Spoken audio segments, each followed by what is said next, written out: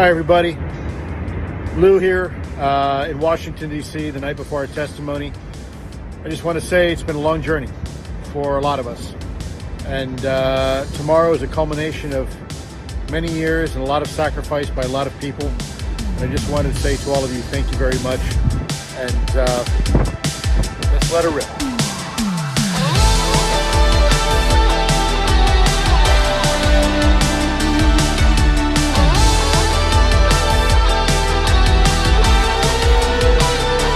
Welcome back to the night shift.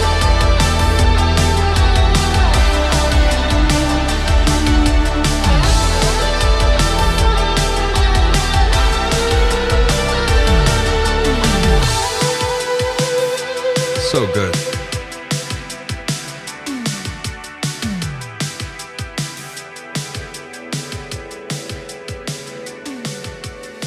Welcome back to the night shift, your safe space for talking about UFOs, UAPs, NHI, disclosure, docuseries on Netflix, and all the rest of it. It's a very exciting day today. Big day. I'm joined by our producer, Xander Jones. Xander, how you doing today? I'm so excited, man. So excited. I don't know whether to be like anxious with expectation or anxious because we've been hurt so many times before. Ready to get hurt again. Let's go. I feel like, yeah, it is kind of like an abusive relationship in that sense, isn't it? I don't know. The last hearing, we got a lot of really good stuff out of the last hearing. I don't see why we won't get more out of this one. Everybody seems really confident. There's like an electricity in the air. You can feel it. If we'd have taken the last hearing on its word, that was disclosure. I mean, we had a guy in the position to know, say what that this happened. So they've got to. I mean, if they can top that, then awesome. But yeah, I agree with you. The last hearing wasn't nothing. And you know, if these hearings are for the public to learn more, then there's more to share, apparently. So fingers crossed. I feel like everybody knows the stakes now. Like the first one happened and there was a precedent, and now the witnesses that are going to testify today, of course, Lou is going to say something huge. I mean, whatever he says is going to be, people are going to be writing down every single word and analyzing it. Mike Gold is really interesting. He worked for Bigelow for 13 years, formerly of NASA. The company that Redwire that he works with now, he's the chief growth officer. Their whole specialty, all this company does is create technology for advancing the cause of civilian space exploration, and he's going to be an interesting person to hear from. And Schellenberger, like what? If he's not there to talk about Immaculate Constellation, then what? Why else would he be there? Unless he's got something as big or bigger than that.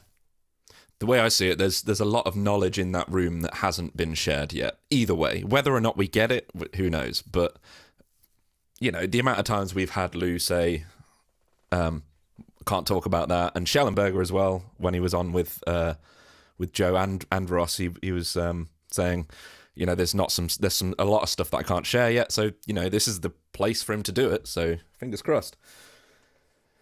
That's true. I watched that Richard Dolan link with Alan Levine, the one that you were telling me about. And spicy. I think it is spicy. I like his vibe. I really like his energy. And I wanted to point out, as soon as he said, he's like, the federal government doesn't have to get this bill through they don't need eminent domain to be approved for them to go get this technology. They can just kick the door down and go get it. And I was like, finally. That's so exciting to hear, because we've been talking about that for a while now. And he pointed out rightly that you can't have radioactive material unless it's registered with the federal government. So anything that they don't have registered on their books, if it's in the possession of a private company, it doesn't matter. They just send in guys with guns and they go take it. And I was like, damn, that's really good. That was just a great video. I didn't know how to prepare for today, but that really helped kind of put things into perspective. One of the biggest takeaways from that for me was he was adamant there's no such thing as a disclosure that isn't catastrophic.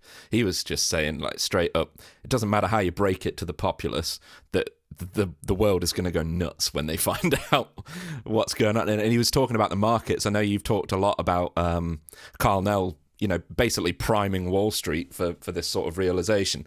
I've forgotten his name that was on Richard Dolan's show, but Levine, yeah. Yeah, he was saying exactly the same thing. He was saying, like, the markets are just going to go absolutely nuts because it's just uncertainty, isn't it? And they always react wildly to uncertainty. They do, unless some of them aren't as uncertain. And I feel like those are the people who are getting the heads up right now. Some people are going to be pretty certain. And you'll know who they are because they won't lose their ass. They'll be the ones who come out on top, however this shakes out.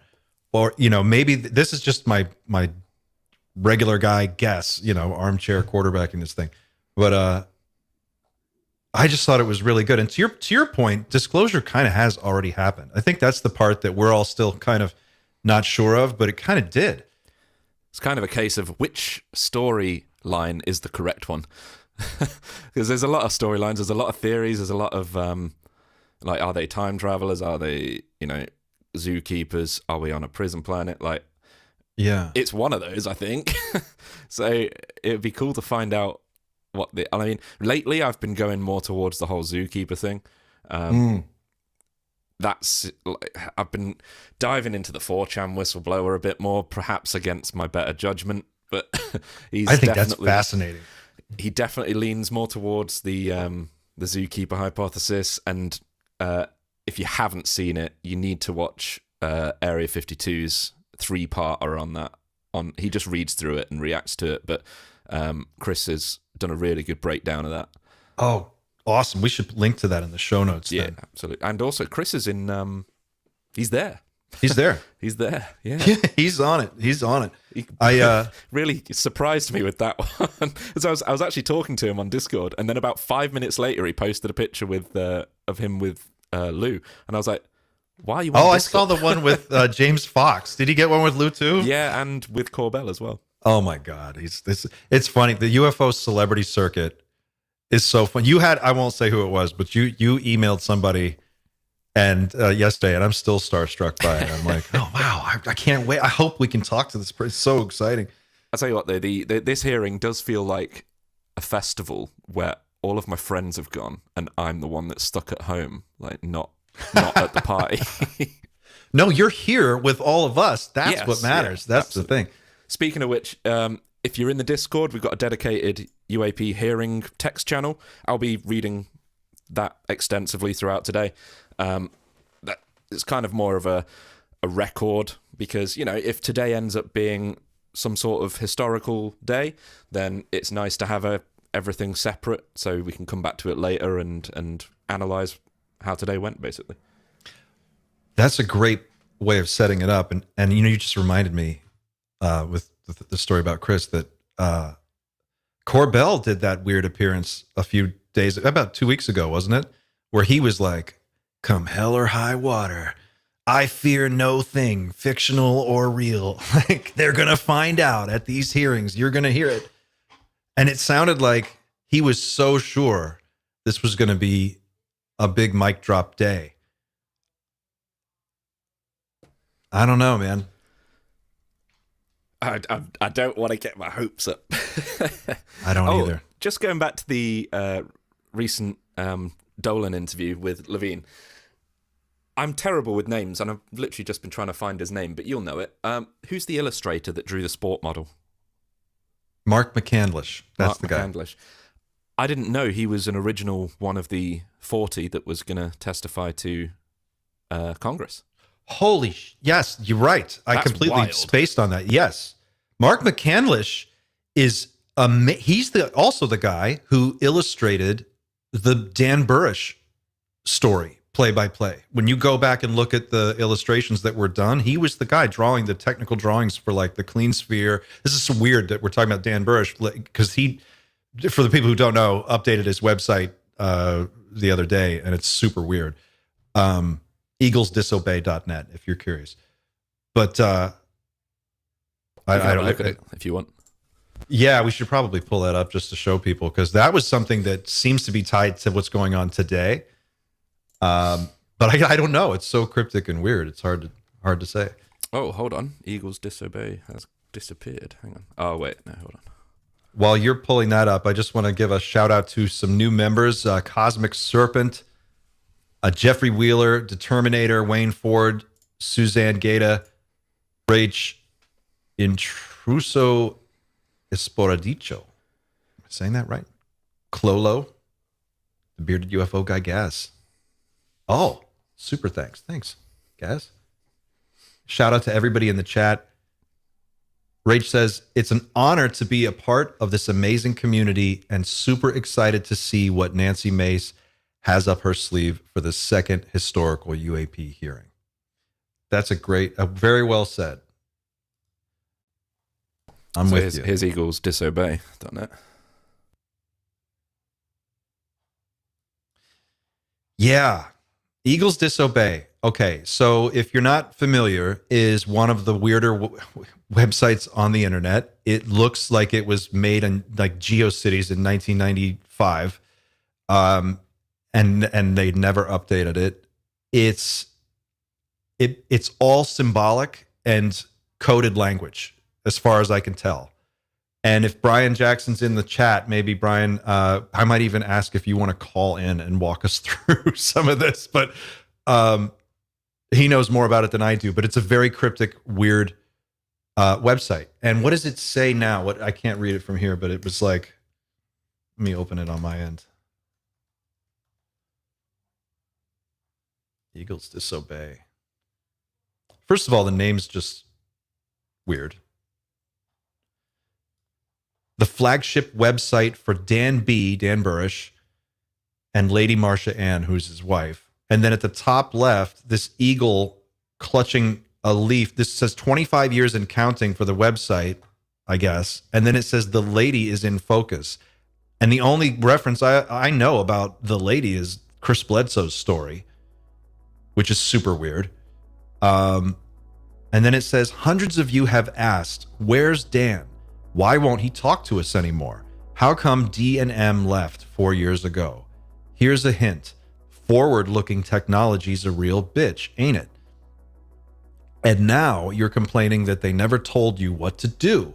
Some of you might remember them telling you many years ago to watch what they do carefully and make your own decisions accordingly. That's highlighted in yellow. To everybody who watched, listened, and acted, you chose well. Give yourselves a round of applause. To all the rest of you, good luck.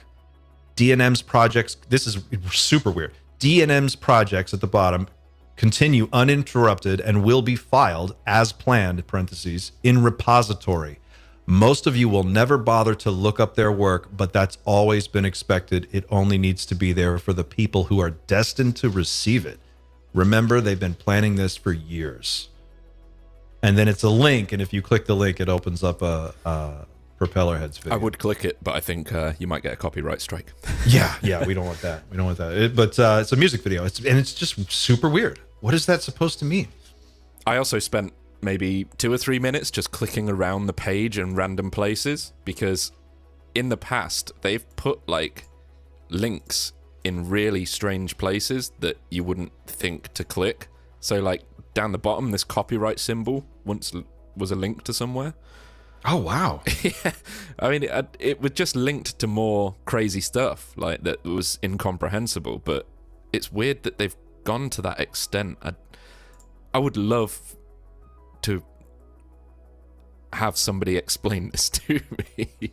I know, right? And it's like, okay, so then the other weird website is Forgotten Languages. And if you go to Forgotten Languages, it was all written in weird coded language, and it's very bizarre. But you can decode it now with ChatGPT. It can break the code and translate it. And that's full of crazy, weird UFO stuff too. That is like weirdly prescient and timely. I don't know, man. These two sites are, it's such a rabbit hole. I don't even know if I have the time. Now you've got me clicking individual stars. I'm trying to figure out if one... So Burkow in the Discord chat says, if you press Shift Control I, it opens up the developer tools, and then you can see basically all the links that are embedded around the site. And yeah, thanks for pointing that out. I did that with websites related to what Burish has said in the past, because the websites were so broken that you just couldn't click on anything. Like the page just kept refreshing on its own and stuff. But yeah, I should have probably done that this time around. But yeah, I wonder if you can feed can you get the source code and then like feed that into ChatGPT? And I feel like there's some kind of way we're going to solve talking this. About some hacker stuff right now. Yeah, but it's hackers from 1994. It's like the original. I'm still back there. All my shit doesn't work. So what are you expecting from today, realistically? Realistically, I think that we're going to get. I think we're going to get some juicy information. I think it's going to probably be. I'm very optimistic that today's going to be a big day because the bar has been set. People. We've had one of these already. Criticisms came in. Everybody knows who was annoyed at what and why. My thinking is that this time around, they're going to try to be a little bit more cut to the chase with it, because we've kind of already established the basic stuff, which is interesting because it's the playbook that you would expect. And it's kind of, I'm always linking this back to the Carl Nell slide, but the Carl Nell Soul Foundation slide, the presentation, the leak slide, where he lays out the path to disclosure. And it's the 4 or 5 step process. And the beginning steps are, you have to get acceptance, you have to get understanding, you have to get the academic community involved, you have to do these things in a particular order. And it just feels like this hearing is a step further along that path. So I expect the bar to be raised again. Something interesting is going to happen. And tomorrow we'll all be talking about it, or Friday we'll be back talking about it. Other than that, I don't know. They, according to Richard Dolan's guest, there could be a surprise witness or two. That would be interesting. That'd be amazing. But I heard rumors that there were people also said the same thing last year. I don't know. Like, there's a few things about the run up to this that I think we could really easily let ourselves run away with what's going on. So, like, I purposely haven't read any of the testimonies because it feels like reading the script to a movie before you see the movie, and I don't really want to. I want to react to it as it happens, you know. But I heard that Mike Gold's testimony is very tame. So I would hope that maybe that's just a starting point, and he can go off script and talk about stuff that really we don't want to hear. Like a plea for finance. We want to hear what he knows from his time at NASA, effectively, let's be honest, and at Bigelow. Well, that's my thinking, is like Nancy Mace knows that, and all the people that are going to be questioning these guys, they all know that, and they're ready to move on. And actually, that was another interesting point from Dolan's video yesterday, was the how Levine said that Congress already knows, like, what all the stuff that you and I want to know, they know. That's already done. Like, they already know what the stakes are, what the issues, how big of a deal this actually is. So the hearings are more for the public to get an opportunity to participate in this process, and so we can get some of this stuff on record. It'd be strange for them to then pick Mike Gold if he is literally just going to give the standard lines where we need to investigate this and so on and so on. Interesting. That's what I'm thinking. He was also at Bigelow Industries when the supposed transfer of material was supposed to take place, was he not? Well, exactly. So that would be the thing he would be there to talk about, right? Like, it would make sense that's sort of I can't think of any other reason for him to be there. I mean, that's the big that's the big cover up. That's the thing. So if he could say, I know for a fact that Lockheed had this material in their possession, and we spent millions of dollars trying to set up this program to take possession of that material, and then that process was kiboshed by, I guess, the CIA. Like, if he could just say that. Well, now now the CIA is involved. We've got a lot more to go on publicly, and they can actually really make some progress towards that, I think. Speaking of the CIA, Trump has assigned his next head of CIA, and it's John Ratcliffe. Oh.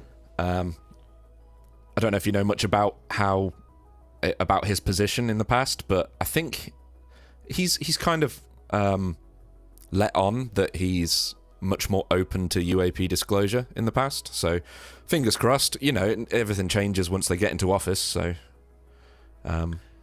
yeah, I mean, I'm going to let this all play out. I'm not going to be, I'll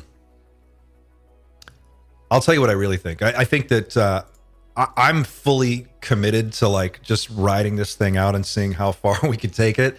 Meaning like the craziness of the whole UFO moment and the disclosure process that seems to be unfolding. And as part of that, I'm just going to go ahead and assume that we're in the midst of a step-by-step process of reveal that is playing itself out. And that's why I think today is going to be bigger than last time, because it has to be. This is choreographed. It feels too choreographed to me. And I just think there's more going on than we're allowed to see. We're seeing the tip of an iceberg, and it looks like professional wrestling. It looks like a WWE match. You've got like these personalities, and everybody's out there kind of jockeying for some kind of position on this issue, and then the rest of us are following it all along. But ultimately, some kind of event is propelling this forward apace, and I think that we're on that ride. So it's just going to continue. I don't think we reverse and go back. We're not going to lose this progress. This is going to, yeah, we've moved things forward. Everything's a step forwards. Even if today's a bit of a letdown, if it's, I don't know how many people are watching the stream currently. There's 14,000 people waiting right now to watch on the YouTube stream. That's not a small number these days. Like that's and given the fact that we've got 400 people watching here, there's countless other much bigger YouTube channels than us that have probably got thousands. So there's a lot more coverage now than there has been in recent years, and this is probably going to be the most watched hearing on UAP so far, definitely. I was speaking to Kelly Chase from the UFO Rabbit Hole podcast, who I invited to join us today, but she had to politely decline because she's actually on call with News Nation for this. So you're right. Everybody's there at this thing, but she said something interesting. She was like, what I'm hoping they don't do. She said, I hope they haven't planted information that is designed to self-destruct. So like someone testifies under oath, they put out some information. It turns out that that's not true, and it's self-destructing information. So it sinks the whole disclosure argument for 10 years because no one wants to touch it again. And I was like, wow, I hadn't thought about that, but I guess that's possible. It would have to be something enormous, though. So we're about a minute out from the stream, or unless they're late. That wouldn't surprise me. So yeah, again, if you want to get involved in the conversation, please join the Discord. We've got a dedicated channel for the chat. And, if we get to it, we'll do some calls. We don't really want to distract away from the main event. But if the opportunity arises, we'd love to hear from you guys. All of the information about calling in is in the Discord as well. David Junkert is asking, can we get an updated Discord link somewhere? Love the show. We put the Discord this is link. Fixed. This one, we should have, I copy pasted the one that Xander sent to me, and I just saved it. So in the show notes, that link should work for you now. But if it doesn't, Chris or Brett, one of our mods, can jump in. I'm going to test it right now really quickly. Chris just posted it in the chat, so there we go. Yes, that link does work. The link. Did you change it in the description of the video? Yes. All right, then it should work. And if it doesn't work, then I don't know what the problem is. I think I fixed the problem, but I think I found out what the issue was. I think YouTube has a setting where it auto-populates some fields for me, so I don't have to keep typing, paste everything in every single time. And I think that was the link that I hadn't updated. So every time we did a new broadcast, it just put the old link. well, somebody's just joined the Discord, so it works for somebody. Well, huge shout out to everybody in the chat today, and I'm so glad you're all here. We've got over 430 people right now. I'm sure that number's going to go up. After all, this is the night shift. We're the podcast with our finger on the pulse of disclosure. That's as true as it gets right there. We've been ahead of the curve for months now. We intend to stay there. But it's going to be a lot of fun to find out what happens today and see where it goes. While we're still, if it's not ready to go just yet, while we're still waiting, I did get to the episode. I'm still not done with it. The George Knapp documentary series. I got to where Herrera shows up, and you're right. I was kind of disappointed. It was kind of a letdown. Yeah, I don't know why they did that. I don't know why they did that. He just shows up in a parking lot in the middle of the night to say, "I can't tell you. I know something, but I can't tell you." And he's like, "Do you really?" "Yeah, I do." "And well, when will I find out?" "Soon." Okay. What I find interesting is in the first episode, he's on the phone to George Knapp and he's saying, "I could take you to where this stuff is." And I'm thinking, was he ever really? He wasn't in the program or anything. So how does he know that? He was deployed. He was on a deployment in Indonesia, was it? Where he saw this thing. How does he know where the crashed craft? He doesn't. He's never read in. So that, to me, just seems like fluff that Netflix probably wanted to put in.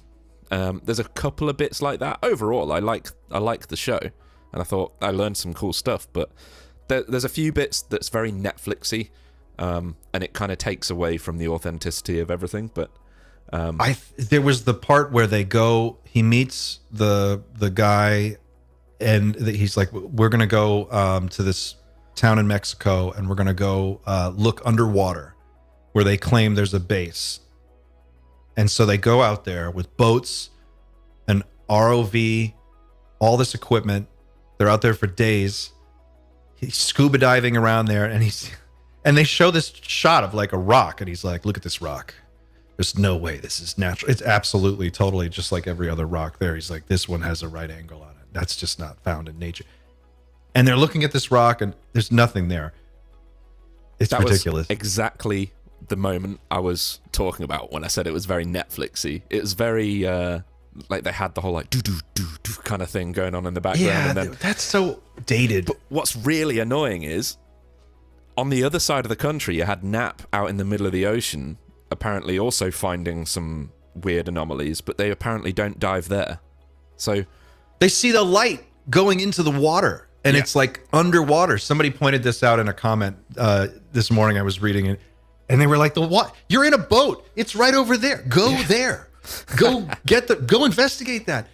And they didn't. They just shot video of it. So what I think actually happened, this is just my guess, and I don't know. Maybe I could be wrong, but they were having a slow day. They had a camera crew. They had all this gear. It cost a lot of money to fly all these people out there. You're talking probably tens of thousands of dollars spent on this production for that piece of it, and they're out, or $100,000 or however much, and nothing was happening. So they sent some people out in a boat with a light, and they faked it. This is my guess, and they just dropped the light into the water, because that's why you're there with Netflix. If that's happening and it's 50 yards away, why wouldn't you just go there? There's 2 videos that were shown in that episode, and I think Patrick on Vetted talked about this yesterday, but the thought was in my mind the moment I saw it. There's the first video where you see the light going into the water. Fully admit that's pretty cool, and for a little while you also see it under the water, but far away. And then later on in the same episode, or it might be the following episode, they show the same light going into the water, and then there's a hard cut to that to the light being much closer under the water. So I think that second shot is actually the ROV, the underwater submersible, with its torch on, because it looks a lot like something like a scuba diver that's looking around with a torch on. And I think they've taken a slight liberty there, but it's kind of a half truth. So if anybody actually ever found out, they could say, well, there is an original video, it just didn't look as dramatic as this.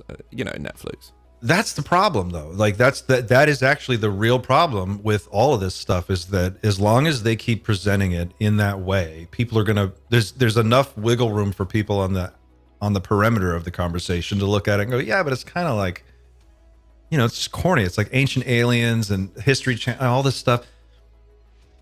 Take it seriously. It's super fucking serious. That's all I'm asking from like Netflix or HBO, or I'm assuming that what was the Steven Spielberg one that came out like 2 years ago? It was great. It was so good. Which one, sorry? The Steven Spielberg, the one he produced 2 years ago. And it was like they followed 6 cases of people who had contact with craft or beings, and they explored each one, and they took it seriously, and they treated it like an honest, real investigation into what these people believed they saw. And they actually did it in a really respectful way, where they didn't conclude anything, but they took it seriously. And at the end, you're just like, wow, this is really happening. This is really happening. All of this other stuff, this sensationalist stuff, because the UFO subject is hot right now. It's blowing up right now. It's having its moment. There's a lot of runway left. Like, still 99% of people don't care. So that's a lot.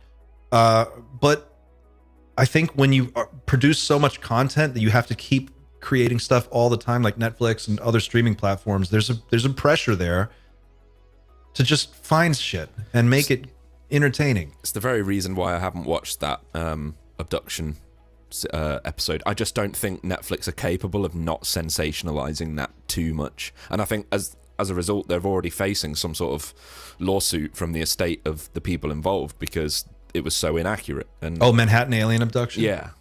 They turned it into a soap opera. It's just about these 2 women who, like, they make it like Bud's wife hates this other woman. And this woman showed up, and she was like, according to Carol, his ex, or his wife, his widow, well, she passed away actually, so his wife. But according to her, this woman was like horning in on her action, and she was faking this whole alien abduction thing to get close to Bud.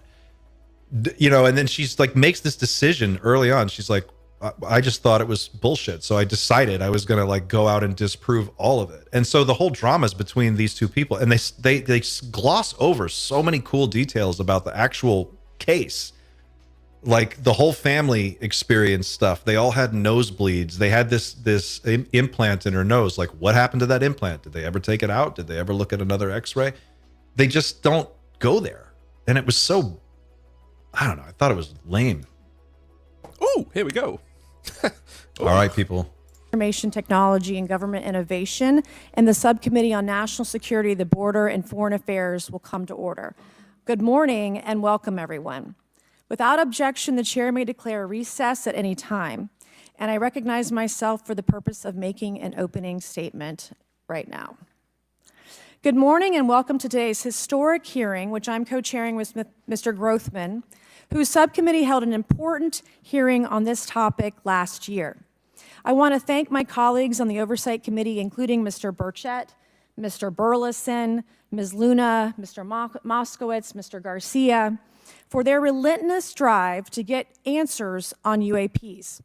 They've been steadfast in demanding transparency on the sightings reported by military pilots and armed forces. Their commitment to digging for the truth is exactly what this country needs to cut through the secrecy surrounding this issue.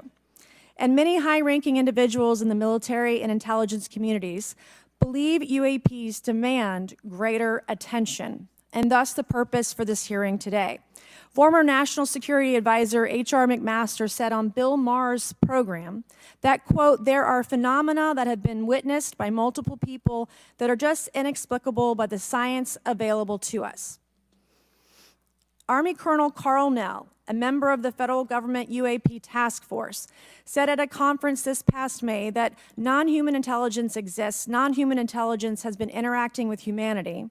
This interaction is not new, and it's been ongoing, and there are unelected people in the government that are aware of that. But UAPs remain a controversial topic. I'm not going to name names, but there are certain individuals who didn't want this hearing to happen because they feared what might be disclosed. But we stood firm. No amount of outside pressure would ever keep me from pursuing a subject to ground, come hell or high water. On that score, I want to thank our witnesses for being here.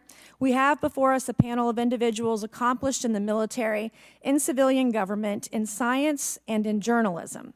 Some of the testimony you will hear them deliver today does not reflect well on influential individuals and agencies within the U.S. federal government and perhaps some of our contractors. It's never easy to present such information publicly. So I appreciate our witnesses voluntarily agreeing to being here today.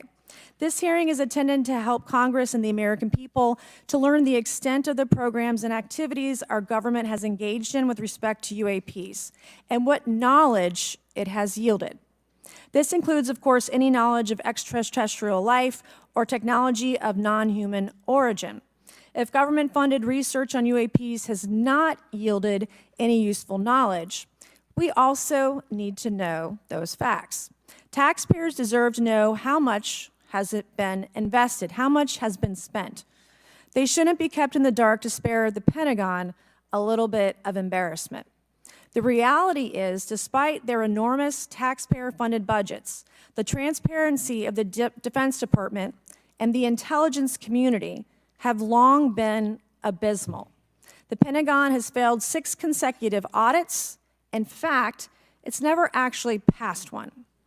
Adding to this is a runaway overclassification of documents and materials, a reluctance to declassify materials when appropriate, and at times an outright refusal to share critical information with Congress. In short, it's not a track record that instills trust. So Congress has tried in recent years to lift the veil and find out if information about UAPs is being withheld, not only from the American public, but also from their elected representatives in Congress. Part of the transparency effort was legislation created in the Pentagon, the All-Domain Anomaly Resolution Office, or AARO, but the new office is struggling to get its footing. A recent statutorily required report from AARO, intended to illuminate the government's historic assessment of UAPs, was heavily criticized by those seeking UAP transparency. The report has stoked suspicions AARO is unable, or perhaps unwilling, to bring forward the truth about the government's activities concerning UAPs. I'm disturbed that AARO itself lacks transparency. Even its budget is kept from the public. So if there is no there, then why are we spending money on it, and by how much? Why the secrecy if it's really no big deal and there's nothing there? Why hide it from the American people? Because I'm not a mathematician, but I can tell you that doesn't add up. I expect some of our witnesses to share their views on that AARO report. We will also hear from the witnesses today allegations of UAP-related misinformation and disinformation by government officials of which they are personally aware and directly experienced. And we will hear testimony today concerning recent revelations about a purportedly secret UAP program whose existence and findings may have been improperly withheld from Congress. But before we get to the witnesses, we're going to have a few more opening statements from our colleagues. And one thing I wanted to add at the end of my closing statement is there is a document that will be entered into the Congressional record today. Mr. Tim Burchett from Tennessee has this document, and we just distributed it to every member up here on the dais of this document. But this is going to be the original document from the Pentagon about Immaculate Constellation that Michael Schellenberger delivered to Congress today. So thank you, Mr. Schellenberger, for this information. We are all reading it in real time now, and Mr. Burchett will enter it into the record. But 12 pages about this unacknowledged special access program that your government says does not exist. So with that, I would acknowledge my colleagues, Mr. Garcia, I want to say, first of all, to Mr. Connolly, who cannot be here today, the ranking member on my That's a pretty subcommittee on big deal. cybersecurity, I want to say that I was greatly saddened to hear about the recent news of Mr. Connolly's cancer diagnosis, and I want to convey to him and to all of our colleagues, we wish our very best to you and a full and speedy recovery. And with that, I would acknowledge Mr. Garcia for 5 minutes. Thank you.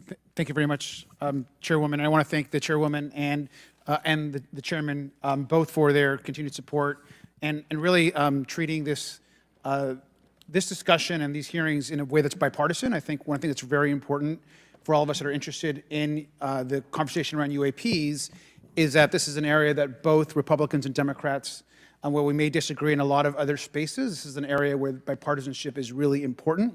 And in fact, I would add it's critical that we all continue to work together in a way that moves forward with the truth and important disclosure. So we're here to have a bipartisan and serious conversation, I believe, about our national security. We should always ground these conversations in facts, evidence, and the data in front of us.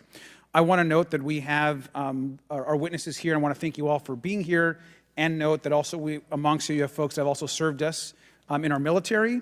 And I know that for many of you, this has been a difficult process, but I'm very grateful to have you with us today, and thank you for joining us. I also want to note that today's hearing builds on a quite, I think, also historic public hearing that we had many months ago that Mr. Grothman and others helped lead in this very same hearing room, where I believe we began a really important public conversation about UAPs. And so I want to thank him for that, and I especially want to thank Chairwoman Mace for her continued advocacy on this topic. I also want to start with some facts. We know that there are objects or phenomena observed in our airspace, as our witnesses will testify, and also possibly in our oceans. In many cases, we don't know what they are, and this is, of course, why we're discussing UAPs. Now, the All-Domain Anomaly Resolution Office, AARO, has reported hundreds of UAPs that remain, quote, uncharacterized and unattributed, and which, quote, appear to have demonstrated unusual flight characteristics or performance capabilities and require further analysis. This is our own AARO office. Now, we shouldn't prejudge what they might be. I'm certainly not going to. We need evidence. But what we are detecting things, and we know that we don't understand them, and this is worth investigating. Now, the American people have legitimate questions, and I believe it's critical that Congress should help address them. This is about the truth and science and facts. Now, transparency and faith in our institutions is vital in a good democracy. Now, I'm proud to say that this hearing will build on that important bipartisan work, and I want to thank everyone for being involved, including members of our committee. Now, in our last hearing in July, we heard testimony that a significant number of pilots of major airlines have witnessed UAPs as well, but have no real confidential way of reporting them to the government. We heard that commercial pilots who encounter UAPs may be hesitant to speak openly due to stigma or fear of retaliation. We also know that AARO has reported that, and I want to quote, that most reports still reflect a bias towards restricted military airspace, a result of reporting from military personnel and sensors present in such areas. And so the lack of ability for civilian pilots raises real safety concerns and limits our ability to understand UAPs. This is a particular piece of this conversation that I am very interested in. Now, our last hearing inspired us to introduce the Safe Airspace for Americans Act, joined by Chairman Grothman, Chairwoman Mace, and a bipartisan group of co-sponsors. I see some of our leaders from Safe Airspace for Americans Act here, and that would create a safe reporting for UAP process, which we want to continue to do. Now, members of both parties and senior officials in multiple administrations have now taken an interest in this issue. Mainstream media, in many cases, are beginning to take more of an interest in this issue, and we should all be proud to carry that work and build confidence for the American people. I believe we can always be more transparent. To me, this hearing and others are simply about the truth and getting to the facts of what these UAPs actually are. It's very important that we show that Democrats and Republicans in Congress can work together to cut through misinformation and look for a serious and thoughtful way to have the discussion in public. Many of us have also called for additional public hearings to discuss UAPs. This should be a topic that continues on throughout the Congress so that we can gather more information, data, and work with the relevant agencies to gather more information. Finally, I just want to add that those that are here on this dais, many of us have participated also in classified briefings as well, and where we have also gained a lot of important, I think, and interesting information, at least I personally have. And so with that information, we want to continue today's hearing, and I thank all of our witnesses for being here. And with that, I'd like to yield back. Thank you, Mr. Garcia, and I'd now like to recognize Mr. Grothman for a 5-minute introduction.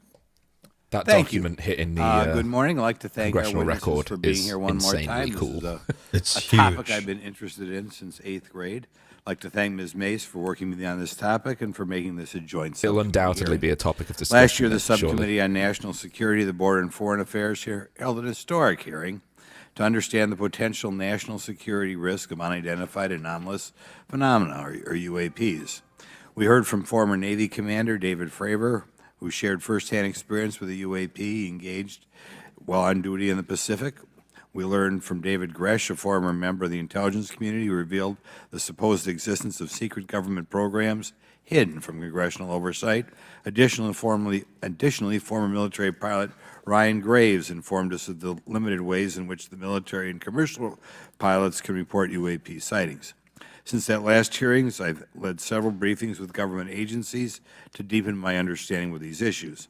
First, the Department of Defense Inspector General's Office informed us that the Department of Defense does not have a streamlined process for service members to report UAP activity.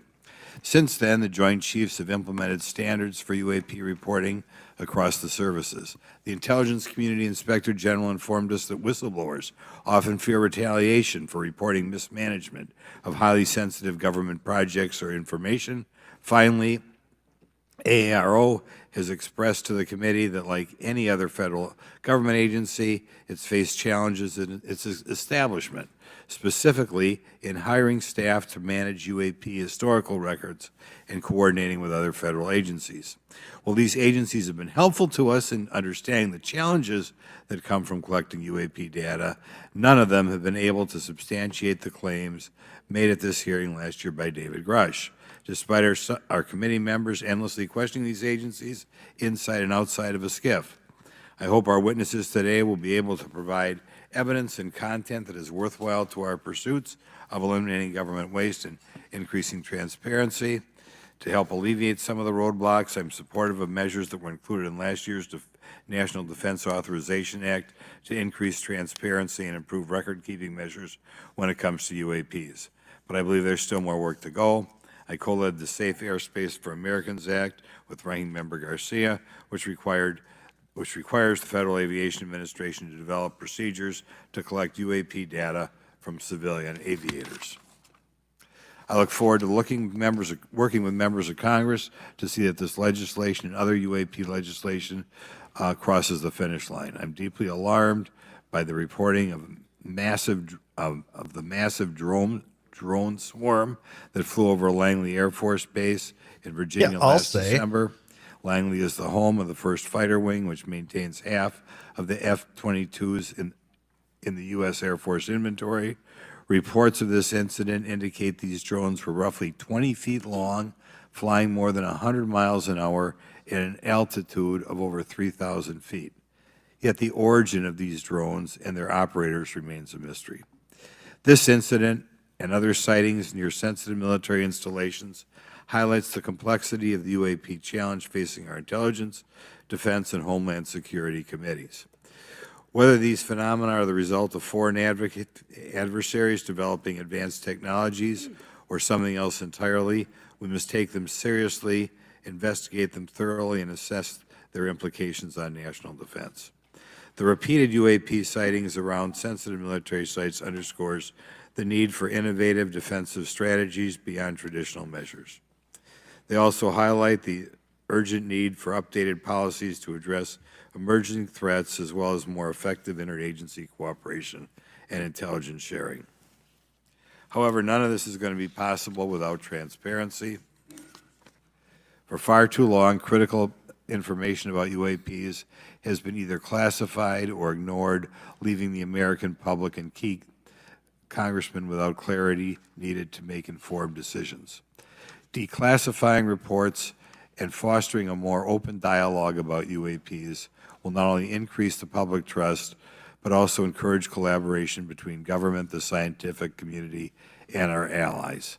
Quite frankly, there's been things that have been kept secret that is, I think, old enough that there is no reason it shouldn't be released, regardless of any so-called, private information. A transparent approach will allow us to share insights, identify patterns, and develop new strategic defenses. As we continue to investigate these phenomena, we must do so with a mindset of protecting our country, advancing scientific discovery, and upholding the trust of the American people, who right now I don't think have trust, and it's just obvious. I don't have trust. We cannot shy away from the unknown, especially when the stakes are so high. I look forward to discussing these matters with the witnesses today. I'm hopeful we can learn from the testimony and come out of this hearing with actionable ideas to advance UAP transparency. Actually, the idea is just to say, in my mind, go back 15 years and everything has to be released.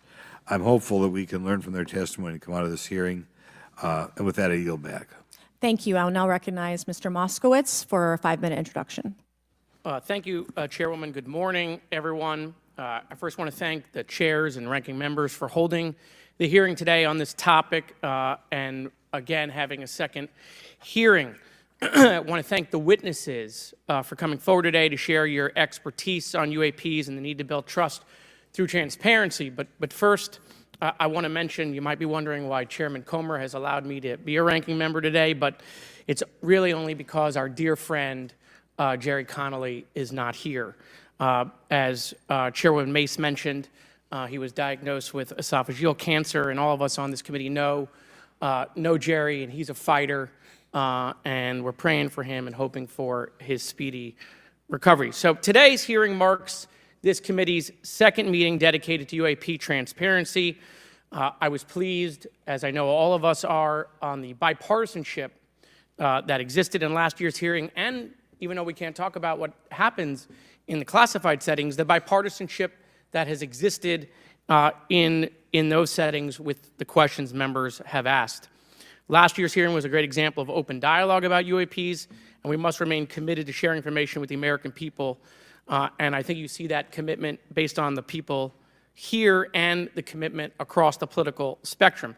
I personally have worked with multiple members of this committee, but I want to particularly thank Congressman Burchett, Mace, Luna, and Garcia for working on bipartisan pieces of legislation. In recent years, Congress has taken numerous bipartisan steps towards greater transparency. In 2022, in the NDAA, we created the All-Domain Anomaly Resolution Office to investigate unidentified flying objects. Following AARO, along with ODNI, released an unclassified report on UAP sightings. Of the 366 sightings included in the report, 171 remain uncharacterized, with some of these appearing to have demonstrated unusual flight characteristics or performance capabilities. That's a nice way of saying we don't want to tell you what they are. In March, AARO revealed a report on the historical record of U.S. government involvement with UAPs, which covered investigatory efforts going back from 1945 to the present day. Earlier this year, I joined Congressman Burchett to introduce the UAP Transparency Act, which would require the declassification of all documents related to UAPs with many other members of this committee. In fiscal year 2024, the NDAA required the National Archives and Records Administration to establish the Unidentified Anomalous Phenomena Records Collection. This collection will include digital copies of all unidentified UAP records that can be publicly disclosed. This commitment in transparency is vitally important, and unnecessary overclassification has led to a void of information, which has allowed theories over the decades to foster. When the American people and members of Congress ask, are reports of UAPs credible, we're met with stonewalling. We're met with responses of, I can't tell you. And in fact, we're met with people not wanting us to have hearings. We're met with people not wanting us to ask you questions. In fact, many of us were told not to ask some of you certain questions on certain topics. In a time of heightened distrust of our government institutions, I believe more transparency is not only needed, but is possible. And obviously, we can respect national security limits, but we also have to provide our constituents with the information and oversight that they have tasked us for. As part of this, government agencies must maintain open lines of communication with members of Congress. And there are regular questions that Americans have. What are UAPs? Are they real? Are they ours? How has this technology been developed? How do they get funded, right? And now we've seen this has gone from a long time ago where you could discredit people because it's some guy living in a Winnebago. You're able to see people now, these are pilots, these are military, these are folks with serious backgrounds. This has changed the face of this because now we have video. People have questions. We know there are advanced technology programs. Almost 15 years ago, one of those came out of Area 51 to go after Osama bin Laden. And the only reason we know about that is because one of those helicopters was downed. Americans have questions about whistleblowers who have come forward to talk about retribution. And so I want to thank everyone for being involved today on trying to get more transparency. This has been bipartisan, bicameral, and as we get into a new administration, the president-elect has talked about opportunities to declassify information on UAPs, and I hope he lives up to that promise. And with that, I yield back. Okay, thank you, Mr. Moskowitz. And I would now, committee staff asked me to go ahead and I will do it, to enter into the congressional record this 12-page document that Michael Schellenberger brought today that describes the Immaculate Constellation government program. So we will do that now. Every member up here has a copy of it. The first section talks about the unacknowledged special access program called Immaculate Constellation, and the second section about USG imagery intelligence. And Representative Luna just told me if I say Immaculate Constellation, I'll be on some list. Maybe a FISA warrant, so come at me, bro, I guess. But Come at me, bro. without objection, entered in the record. All right, so next we will introduce our witnesses for today's hearing. Thank you so much for being here. Our first witness is retired Rear Admiral Tim Gallaudet, who retired from the U.S. Navy and is now the Chief Executive Officer at Ocean STL Consulting. Our second witness is Mr. Lou Elizondo, a former Department of Defense official and author of a recent bestseller book about UAPs. Our third witness is Mr. Michael Schellenberger, founder of the newsletter Public and author of a recent journalistic piece about special access programs, including one widely identified as Immaculate Constellation. I swear the staff wants me on a list. Okay. And our last witness today is Mr. Michael Gold, a former NASA official who is also a member of the NASA UAP Independent Study Team. Welcome, everyone. We are pleased to have you today. Pursuant to Committee Rule 9G, the witnesses will please stand and raise your right hands. This is where it gets real. Do you solemnly swear to affirm that the testimony that you are about to give is the truth, the whole truth, and nothing but the truth, so help you God? Let the record show that the witnesses all answered in the affirmative. We appreciate all of you being here today and look forward to your testimony. Let me remind the witnesses that we have read your written statements and they will appear in full in the hearing record. You guys may be seated. Please limit your oral statements to 5 minutes. She knows what's As a reminder, please press the button in front of you so the microphone is turned on so that everyone in the room, members included, can hear you. When you begin to speak, the light in front of you will turn green. What does After her 4 minutes, arm the light day will turn look yellow. like? When the red light comes on, your 5 minutes has expired, and we would ask that you please wrap it up. So I will first recognize Rear Admiral Gallaudet to please begin your opening remarks. Thank you, Chairwoman Mace, Chairman Grothman, Ranking Members Connolly and Garcia, and members of the committee. Thank you for this opportunity to testify today regarding Unidentified Anomalous Phenomena, or UAP. Confirmation that UAPs are real came to me in January of 2015 when I was serving as the commander of the Navy Meteorology and Oceanography Command. At the time, my personnel were participating in a pre-deployment naval exercise off the U.S. East Coast.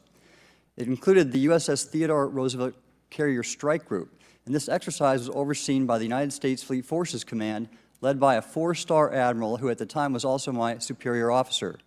During this exercise, I received an email on the Navy's secure network from the operations officer of U.S. Fleet Forces Command.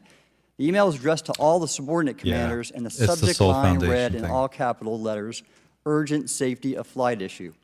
The text of the email was brief but alarming, with words to the effect, "If any of you know what these are, tell me ASAP. We are having multiple near mid-air collisions, and if we do not resolve this soon, we are going to have to shut down the exercise." Attached to the email is what is now known as the Go Fast video, captured on the forward-looking infrared sensor of one of the Navy F-A-18 aircraft participating in the exercise. The now declassified video showed an unidentified object exhibiting flight and structural characteristics unlike anything in our arsenal. The implication of the email was clear. The author was asking whether any of the recipients were aware of classified technology demonstrations that could explain these objects. Because the DoD policy is to rigorously deconflict such demonstrations with live exercises, I was confident this was not the case. The very next day, that email disappeared from my account and those of the other recipients without explanation. Moreover, the commander of Fleet Forces Command and the operations officer never discussed the subject. Even during weekly meetings specifically designed to address issues affecting exercises like the one in which the Theodore Roosevelt Strike Group was participating. This lack of follow-up was very concerning to me. As the Navy's chief meteorologist at the time, I was responsible for reducing safety of flight risks. Yet it appeared to me that no one at the flag officer level was addressing the safety risk posed by UAPs. Instead, pilots were left to mitigate these threats on their own without guidance or support. I concluded that the UAP information must have been classified within a special access program managed by an intelligence agency. That is a compartmented program that even senior officials, including myself, were not read into. Last year's UAP hearing before this Oversight Committee confirmed that UAP-related information is being withheld from senior officials and members of Congress. And just this week, I learned from former DoD official Chris Mellon that satellite imagery of UAP from a few years ago still has not been shared with Congress. Equally concerning, last year's UAP hearing also revealed that elements of the government are engaged in a disinformation campaign to include personal attacks designed to discredit UAP whistleblowers. Having never signed a non-disclosure agreement regarding UAPs, and now as a private citizen, I've become an advocate for greater UAP transparency from the government. The continued overclassification surrounding UAPs has not only hindered our ability to effectively address these phenomena, but has also eroded trust in our institutions. While I applaud previous bipartisan legislation passed by Congress concerning UAPs, a more comprehensive approach is needed to address the broader implication of UAP on public safety and national security, as well as the socioeconomic opportunities that open UAP research could unlock. Therefore, I recommend Congress take the following action, which I believe will receive bipartisan support. First, establish robust oversight of the executive branch's management of UAP information by directing key officials, beginning with the director of the DoD's All-Domain Anomaly Resolution Office, to provide comprehensive briefings on what the government knows about UAP and does not know. Two, enact the provisions of the UAP Disclosure Act that establish a UAP Records Review Board to ensure independent oversight, transparency, and accountability in the government's handling of UAP information. And three, strengthen the UAP Disclosure Act and future reauthorizations with provisions that mandate a whole-of-government approach to addressing UAP. In closing, I will share my personal reasons for speaking out on this topic. First, as a former science agency leader, having led the National Oceanic and Atmospheric Administration, I've always sought the truth in human knowledge and thought. Now that we know UAP are interacting with humanity, and these include unidentified submerged objects in the ocean, we should not turn a blind eye, but instead boldly face this new reality and learn from it. Additionally, at a time when leaders in government leave much to be desired, I feel obligated to show moral leadership on this issue of UAP disclosure by validating the credibility of the courageous men and women who have come out as witnesses and whistleblowers to expose the truth. My speaking out has encouraged others to do the same, and it's my hope over time that a number of your constituents will want to know the truth and about UAP, and this number will increase to such an extent that the congressional action I have just recommended will become inevitable. Thank you, and I look forward to your questions. Thank you. I will now recognize Mr. Elizondo for his opening statement. Under oath. Greetings, Chairwoman Mace, Yeah. Chairman Grothman, Ranking Members Connolly and Garcia, and members of the committee. It is my honor and privilege to testify before you on the issue of unidentified anomalous phenomenon, formerly known as UFOs. On behalf of our brave men and women in uniform and across the intelligence community, as well as my fellow Americans who have awaited this day, thank you for your leadership on this important matter. Let me be clear.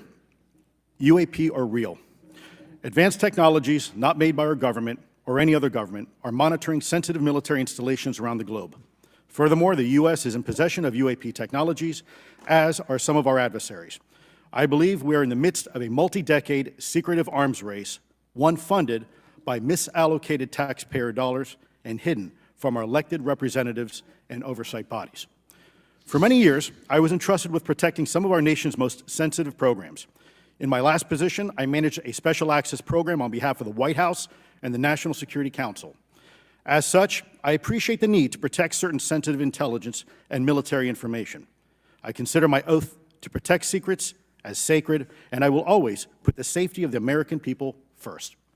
With that said, I also understand the consequences of excessive secrecy and stovepiping. Nowhere was this more apparent than in the aftermath of 9/11, which many of us remember all too well. I believe that America's greatness depends on three elements: A, a watchful Congress, B, a responsive executive branch, and C, an informed public. Over the last decade and a half, I learned that certain UAP programs were and are operating without any of these elements.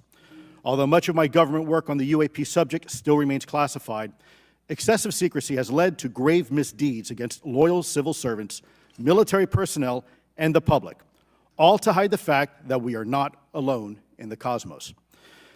A small cadre within our own government involved in the UAP topic has created a culture of suppression and intimidation that I've personally been victim to, along with many of my former colleagues. This includes unwarranted criminal investigations, harassment, and efforts to destroy one's credibility.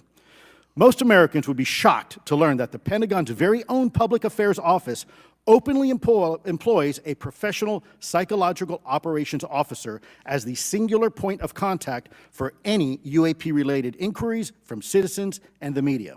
Wow. This is unacceptable.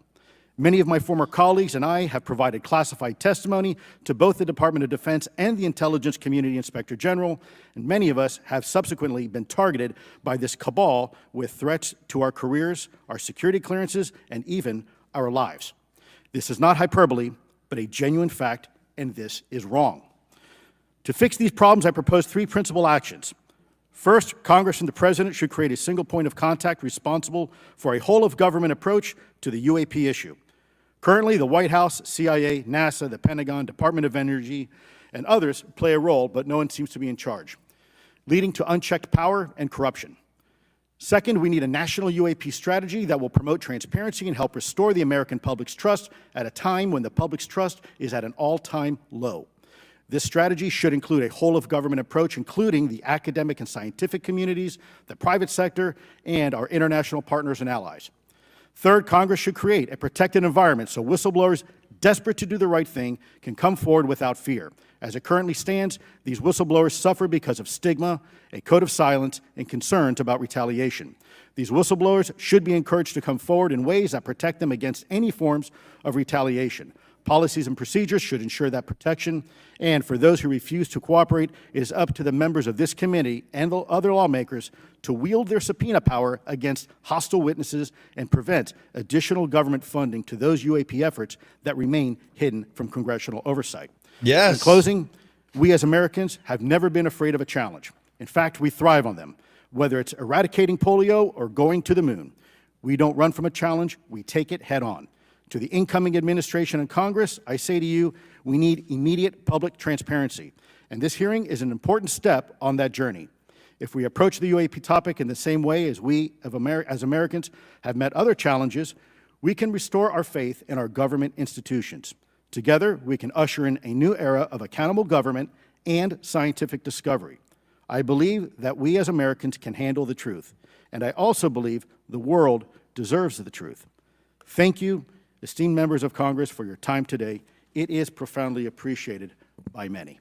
Thank you. I ask unanimous consent for Representatives get 'em, Lou. Ogles of Go on, Tennessee Lou. and Boebert of Colorado to be waived onto the subcommittee for today's joint subcommittee hearing for the purpose of asking questions.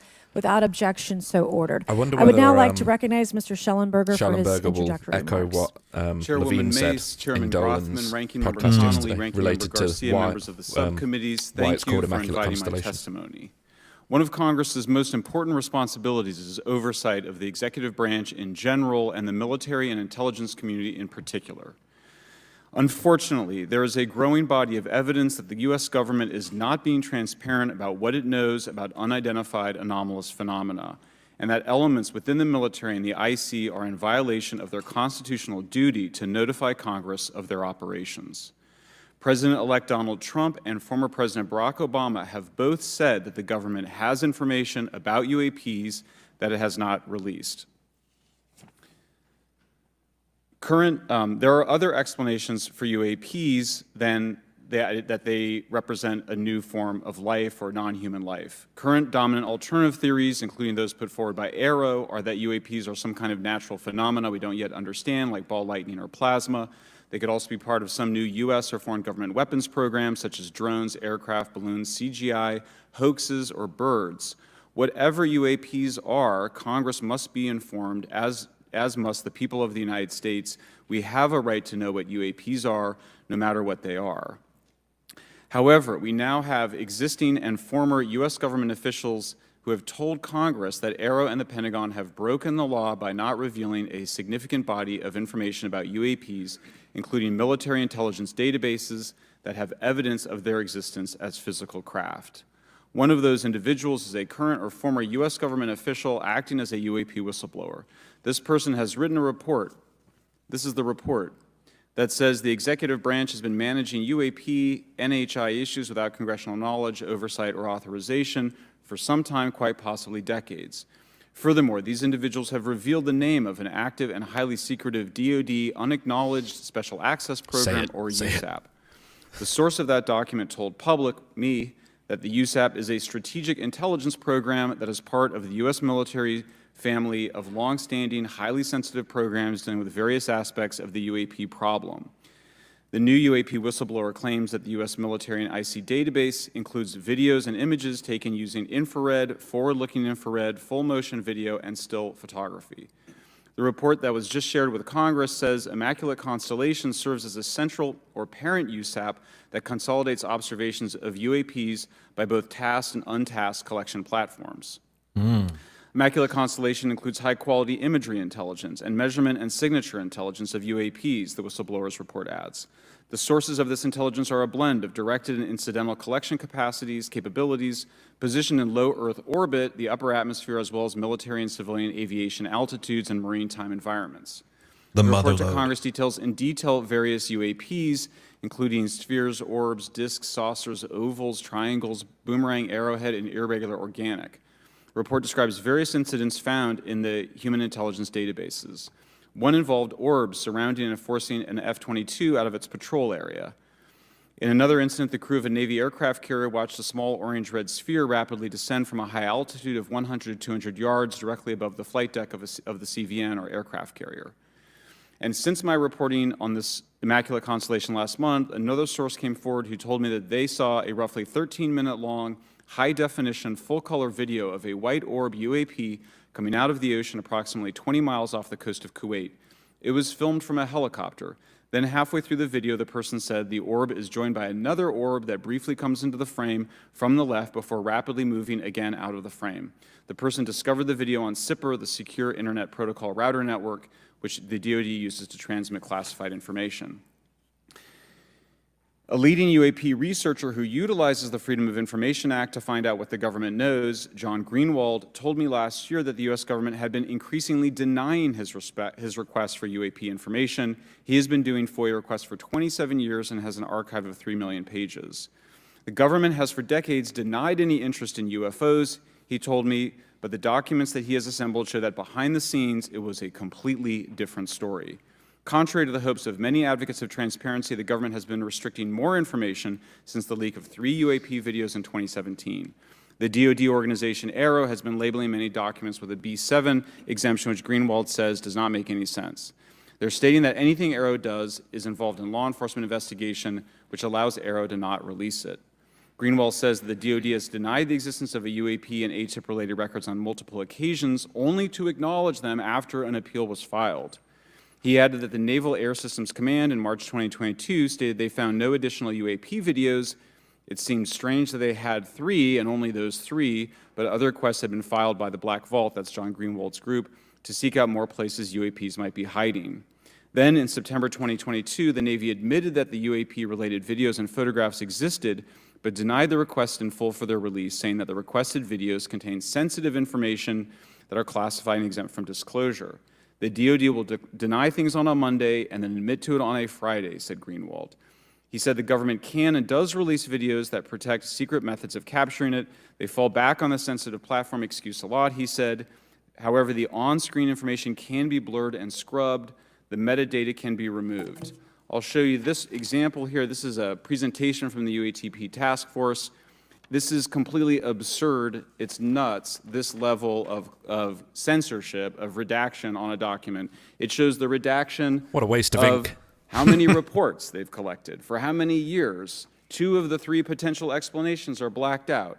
The Pentagon, the intelligence community is treating us like children. It's time for us to know the truth about this. I think that we can handle it. Thank you very much. Mic drop. Thank you. I would now like to recognize Mr. Gold for 5 minutes. Thank you, Chairwoman Mace, Chairman That was Rothman, really well Ranking put. Members Connolly and Garcia, Representative Moskowitz, and distinguished members of both subcommittees. I'm grateful to all of you, as well as your intrepid staff, for the opportunity to testify, and would like to begin by discussing That's where the courage. black budget went, though. Courage All is went what on it ink. takes to tackle this topic, and courage in the face of adversity is what I see in front of me, beside me, and behind me. Per my introduction, I am currently the Chief Growth Officer at Redwire Space and have had several leadership positions at NASA. That being said, I want to be clear that I am speaking exclusively on my own behalf and not for Redwire, NASA, or any other organization. However, I am here today to speak out for science. Science requires data, which should be collected without bias or prejudice.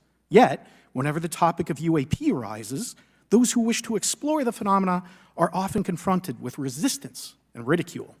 For example, members of the NASA UAP independent study team, particularly those in academia, were mocked and even threatened for simply having the temerity to engage in the study of UAP.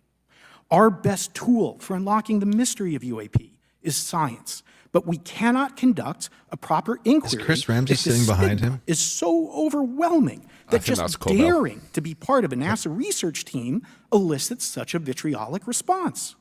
Therefore, one of the most important actions that can be taken relative to exposing the truth of UAP is to combat the stigma. And this is where I believe that NASA can be eminently helpful. The NASA brand is synonymous with hope, optimism, and credibility. If you were to take a walk down the National Mall, you would immediately see the NASA logo on t-shirts, hats, and bumper stickers. Few federal agencies enjoy this kind of popularity. I've never seen anyone wearing an Office of Personnel Management t-shirt, which is why NASA could play such an influential role. Specifically, NASA could, with relatively little cost and effort, host symposia on UAP, or even just participate in existing panels examining the topic. NASA personnel stepping forward and participating in such discussions would make a powerful statement to the scientific community that UAP should be taken seriously and researched accordingly.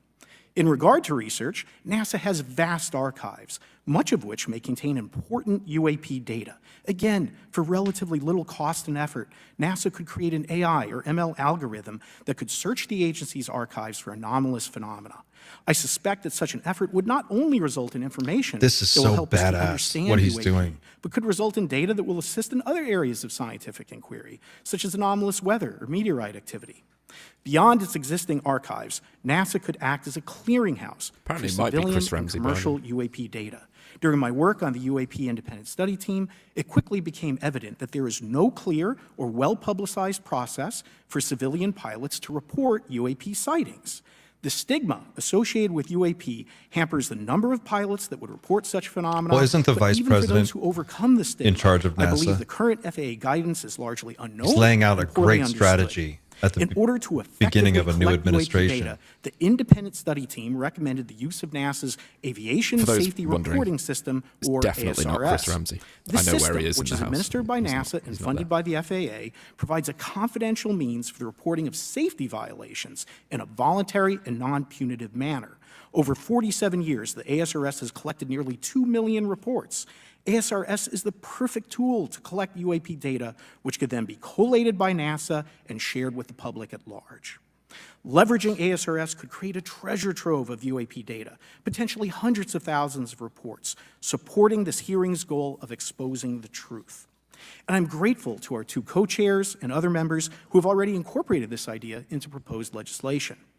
At this hearing, and as others have demonstrated, the UAP issue is justifiably dominated by national security and defense. However, I would urge the subcommittees to keep in mind the numerous ways that NASA and the FAA, as well as commercial activities in the air, in space, and in the water, can generate a massive amount of invaluable data on anomalous phenomena. I cannot help but be excited by the potential for such an endeavor, since scientific discovery is driven by anomalies. It's the existence and study of anomalies that led to the theory of relativity, quantum mechanics, and nearly all of humanity's scientific breakthroughs.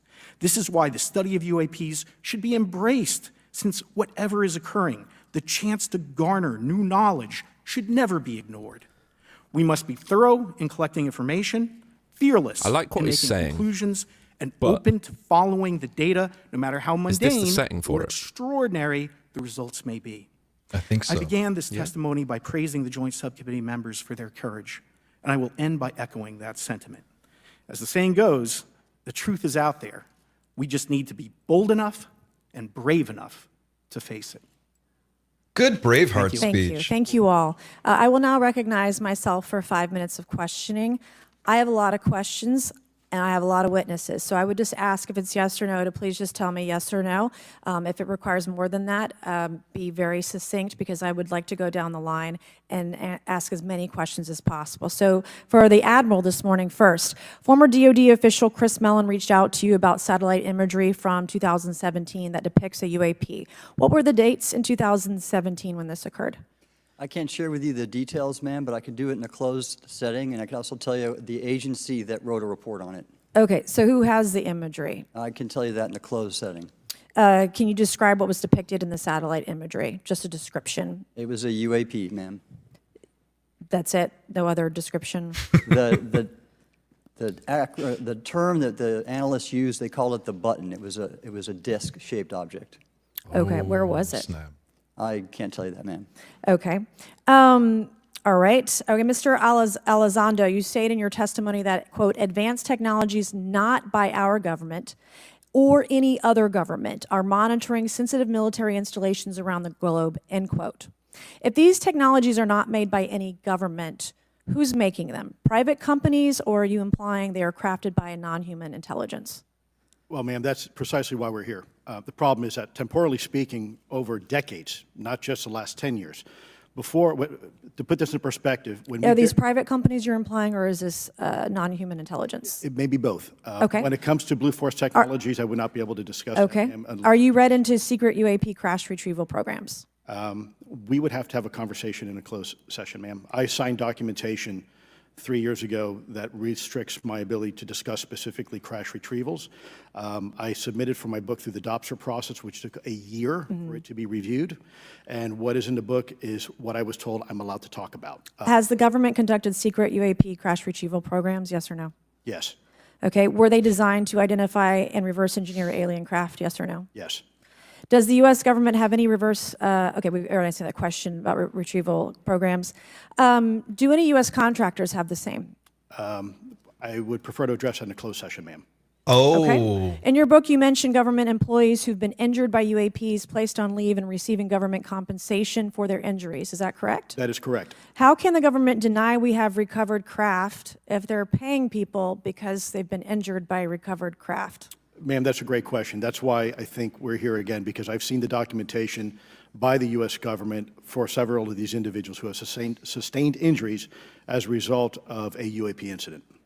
It's a crazy idea, right? The hypocrisy and the logic. Okay, Mr. Schellenberger, I'm going to say it again to be very clear. Immaculate Constellation. What's its mission and how are they funded? Its mission is to, as I stated, its mission is to, it's an unacknowledged special access program. Its mission is to document UAPs. Okay, and do you, for your story and your report, do you have more than one credible source? I do. Sourcing, okay. I do. And then why do you believe your sources to be credible? How do you judge the veracity of the documentation you've been provided about this program? I checked the sources, and they are who they say they are. They are current or former government officials. Mm-hmm. I wanted to also add that I did not specify that they were Defense Department employees. I didn't specify the agency nor the gender. would they have included non-government employees, people that aren't employed by the government? These are, I'm comfortable saying that these are government or previously government employees. Any of them currently employed by a private contractor or private contractors? I'd rather not say. Okay. What's the key takeaway, just a few code for seconds, yes. about the Immaculate Constellation document you provided us today? I think that what the American people need to know is that the U.S. military and intelligence community are sitting on a huge amount of visual and other information, still photos, video photos, other sensor information, and they have for a very long time. And it's not those fuzzy photos and videos that we've been given. There's very clear High res? images, high resolution. How many visuals, graphics, videos, photos? I mean, I've been told hundreds, maybe thousands. I mean, I also wanted to say, because there was some conversation around concern around the revealing of these materials, revealing the source collections, but some of these are shot from helicopters using normal videos of oceans. I just think that's absurd that somehow you're going to be revealing some secret U.S. technology by revealing that you've photographed orbs off the coast of Kuwait. Okay, thank you. I have 8 seconds. Mr. Gold, did the NASA independent study team get briefed on what you call OSAP? Very quickly. I flagged the Advanced Aerospace Weapons System Classification Program to our chair and our DFO. We did not get briefed, but I believe it is definitely worth looking into. That was probably the largest UAP review effort ever, and I think produced a lot of interest data, including revealing Nimitz. I don't know if my fellow witness Lou might want to, he did yeoman's work on it, might want to comment. Okay. All right, I'm going to turn to Mr. Moskowitz, who will be recognized for 5 minutes of questioning. Thank you, Madam Chairwoman. So, Mr. Gold, you gave a whole diatribe for a couple of minutes about UAPs, science, data collection, stigma. A lot of non-believers in all of this would just ask a very simple question. Why? Why is it so hard? Right? Like, why are people, anytime they ask, why are they always thwarted? Why are they always judged? Why is they always have misinformation spread? Why is there always retribution? Why is it always met with an ear? What's the why? If it doesn't exist, why is it such a problem? I think if you go through the history of science, Representative, it is always difficult for breakthroughs and new information, regardless of whether it's UAP or any other kind of discovery. And in science, we're supposed to be open, but when you break with the orthodoxy of what's believed, whether it's Galileo saying that the Earth doesn't rotate, or the Earth rotates around the sun, or the sun doesn't rotate around the Earth, it's always challenging for new beliefs. And the more extraordinary those discoveries, the more extraordinary those new beliefs, it's very difficult. So I think this is natural. There's natural conservatism that when it comes to science, but this issue in particular has been very difficult where, again, even to attempt to study it becomes problematic. But every hearing like this, every news report, every video, documentaries, I was privileged to be a part of something Dan Fair is putting together. I think many of us have interviewed for it, documentary over 30 different government officials. Every brick in the wall will help get us closer to getting to the truth. I appreciate that. Mr. Elizondo, did I have that correct? Sir. I'm a recovering lawyer, so I'm going to put my hat on for a second. You said you signed a document. Love that. Who gave that to you? The U.S. government, sir. Okay, you have a copy of it? It is stored in a SCIF right now. I do not have possession of it. The U.S. government does. What department of the U.S. government gave you this document? I will say the Department of Defense. Unfortunately, I can't say in this forum much more than that. You specifically said the document said you can't talk about crash retrieval. Well, you can't talk about Fight Club if there's no Fight Club. Correct. Okay, I'm just making an observation. Can we talk about that? So, that document that you signed, that you said exists, specifically said you can't talk about crash retrieval. Correct, sir. It was a limitation on because already I'd been speaking publicly about the topic, and so the document said you can continue saying X, Y, Z, but you cannot discuss the topic. When of crash retrievals. give me the atmosphere of signing this document. You're in a room by yourself? I'm in a SCIF with a security officer, sir. Just one-on-one? Anybody else? There may have been an assistant as well. It was in a SCIF within a Department of Defense facility. Give me your background real quick. My background is I went to school to study microbiology and immunology, entered into the U.S. Army, and after a very short We went stint to the same in high military school. intelligence, I became a counterintelligence special agent. That's a As a fact. civilian, later on I became a special agent in charge, running investigations in counterterrorism and counterespionage primarily, with some experience in counterinsurgency and counternarcotics. And then in 2009 timeframe, when I came back to the Pentagon after a tour with the Director of National Intelligence, I quickly became part of a program that was originally called OSAP that evolved into the program now called ATIP, which is where those videos that we now see, the Go Fast, the Gimbal, the FLIR, that was part of our effort, sir. Right. So you're not some conspiracy theorist. You actually have a legitimate background. Well, sir, I'm certainly not a conspiracy theorist. I'm fact-based, just say facts. So when you're in this room, I want to paint the picture for everybody. You're in this room, you're by yourself, you're in a skiff, you're handed a document. How long is the document? It's about a page front and back. So basically, you have some things they call trigraphs, which I cannot, again, talk to. How long were you given to sign the document? As long as I needed, sir. And what if you didn't sign it? Well, I suspect there'd be repercussions. I wouldn't have access to certain information. Were you allowed to ask a lawyer, or weren't allowed to ask for a lawyer to review the document? It wasn't an option, but they probably wouldn't have allowed me to, because the document itself is pretty explicit about you have to be. Wait, you're putting me in an interest. Let me try to thread the needle here. There are certain documents that we have in the U.S. government that allow people to have access to certain programs, whether it's a special, and I'm going to be very generic here, whether it's a special access program or a controlled access program, SAP, CAP, whatnot. How many people have to sign that document? It depends how many people are going to get access to the information, sir. Okay. Last question. Doctor, real quick, can you tell us about the Omaha incident in greater detail? I've read your background, right? Some people would label you as a member of the deep state, since you worked in government for a long period of time. But can you tell us more about that incident? You've written a lot about that. I wrote a lot about incidents like it, Congressman, but that specific incident involved the USS Omaha, the littoral combat ship of the U.S. Navy operating off Southern California. I don't remember the exact date. It was within the last decade. And what the watchstanders on the bridge observed was a UAP, again, something that was aloft but had no observable exhaust or control surfaces. So it was something that couldn't be explained. And then they saw it enter the water from the atmosphere and going through the air-sea interface, and so thus exhibiting trans-medium travel. Thank you. I yield back. Thank you. I'll now recognize Mr. Grothman for 5 minutes of questioning. Yeah, we'll start with Mr. Gallaudet. During a previous UAP hearing, Navy Commander David Fravor discussed the TikTok object engaged in 2004. Are you familiar with the incident, the TikTok incident? Yes, sir. Tic-tac. That's almost 20 years ago, right? Yes, sir. It's been said there are more videos, documents, and reports related to this incident. Do you believe the information regarding the TikTok incident should be available to all members of Congress? And in your expertise, what reason would the Department of Defense possibly have for not releasing information that's over 20 years old?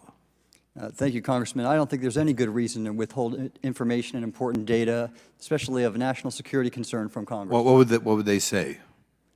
I will speculate, sir, that they don't want to share that kind of information because it reveals weaknesses in our ability to monitor and protect our airspace. Okay. In your written testimony, you claim last year's UAP hearing before this Oversight Committee confirmed that UAP-related information is, well, it's not only being withheld, but that elements of the government are engaging in a disinformation campaign to include personal attacks designed to discredit UAP whistleblowers. Could you elaborate on that statement a little? Yes, sir. Earlier this year, I met with the DoD's All-Domain Anomaly Resolution Office, and what I thought would be a 90-minute meeting just to meet with leadership turned out to be an hours-long influence operation on me, where they attempted to convince me of the validity of the very flawed and error-ridden historical records report. In addition, they tried to have me question very valid UAP reports like the Tic Tac incident. And even Did you see coming Kirkpatrick's statement about Gallaudet? stating possibly that released it yesterday. The Tic Tac was American technology. We'll talk about it afterwards. And then, of course, if you ask David Fravor or Alex Dietrich, the two witnesses, they were convinced it was otherwise. And then, and they also cast discredit on various UAP whistleblowers and witnesses to question their validity and credibility as witnesses. Okay. We'll go to Mr. Elizondo. Hope I got that right, or not at least Close not enough, that right. You're familiar with the recent drone incursion over Langley Air Force Base? Yes, sir. The owners of these drones remain unclear. The U.S. military has not been able to give us in Congress an answer. Given your experience with the Department of Defense and the intelligence community, how frequently are UAP sightings over military installations? And secondly, I suppose hypothetically you could have incursions over just, say, regular airports. Is it obvious these incursions are more likely over military facilities than just a random airport out there? Yes, sir. Good There's question. definitely enough data to suggest that there is certainly some sort of relationship between sensitive U.S. military installations, also some of our nuclear equities, and also some of our Department of Energy sites. There is a long historical record that some of your colleagues may have, documentation that demonstrates this. This is not a new trend. This has been going on for decades, and that information has been obfuscated, unfortunately, from folks like you in this committee. And I think that's problematic because ultimately, at the end of the day, we have a significant situation here. We have something that can enter into U.S. airspace completely with no attribution. And how long has this been going on? Sir, decades. And there's information that will hopefully be entered into the Can you record. think of any possible reason why they can't release any information they have on something, say, 15 or 20 years old? Sir, if I could echo my colleague here, Admiral Gallaudet, I think one of the big issues that we have in the intelligence community, Department of Defense, is we don't want to broadcast any potential vulnerabilities or weaknesses in our national defense systems or our intelligence collection platforms. Therefore, when you have a conversation where you address a problem for which there is no solution, it makes that a very uncomfortable conversation to have. Okay, we'll switch to Mr. Schellenberger. The primary reason you're here today is because you published an article on the news publication that you own called Public, right? Alleging that a new unnamed government whistleblower has come forward asserting that a highly classified program exists dedicated to recovery and reverse engineering of UAP technologies. Can you give us what specific evidence you have or that your source provided you to substantiate the claims about the existence of the Immaculate Constellation program? Well, you have the report in front of you now, so you can see it for yourself. I checked the report, and I did not find it based on existing cases. It was new cases for me. I hadn't found anybody. So that answered for me that it was not obviously circular reporting, which is one of the big concerns in this space. I also had the name of the program confirmed by more than one additional source. So yeah, and then of course I checked to make sure that the source was who they claimed to be. Okay. I should also say that when I said before it was this database, it is a much broader program than that. It also includes human intelligence, and then, as you mentioned, the retrieval and the reversal. Any knowledge of what country these things originated in?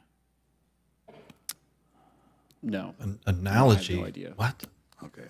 To what Okay, country? I will now recognize Mr. Burchett for 5 minutes of questions. Thank you, Chair Lady. I request unanimous consent to enter into the record documents provided to us regarding legacy UAP programs and psychological operations. Hold on to your butts. Through Elizondo. So ordered. I also want to thank my buddy Jeremy Corbell for providing us documents and access to some whistleblowers. Mr. Elizondo, what is your last position with the federal government? Sir, I was the Director of National Program Special Management Staff managing a White House Special Access Program on behalf of the National Security Council. How would you characterize UAPs? An enigma, sir, and a frustration. We're talking about technologies that can outperform anything we have in our inventory. And if this was an adversarial technology, this would be an intelligence failure eclipsing that of 9/11 by an order of magnitude. Are there classified Department of Defense materials related to UAPs that you believe could be safely disclosed to the public without compromising national security?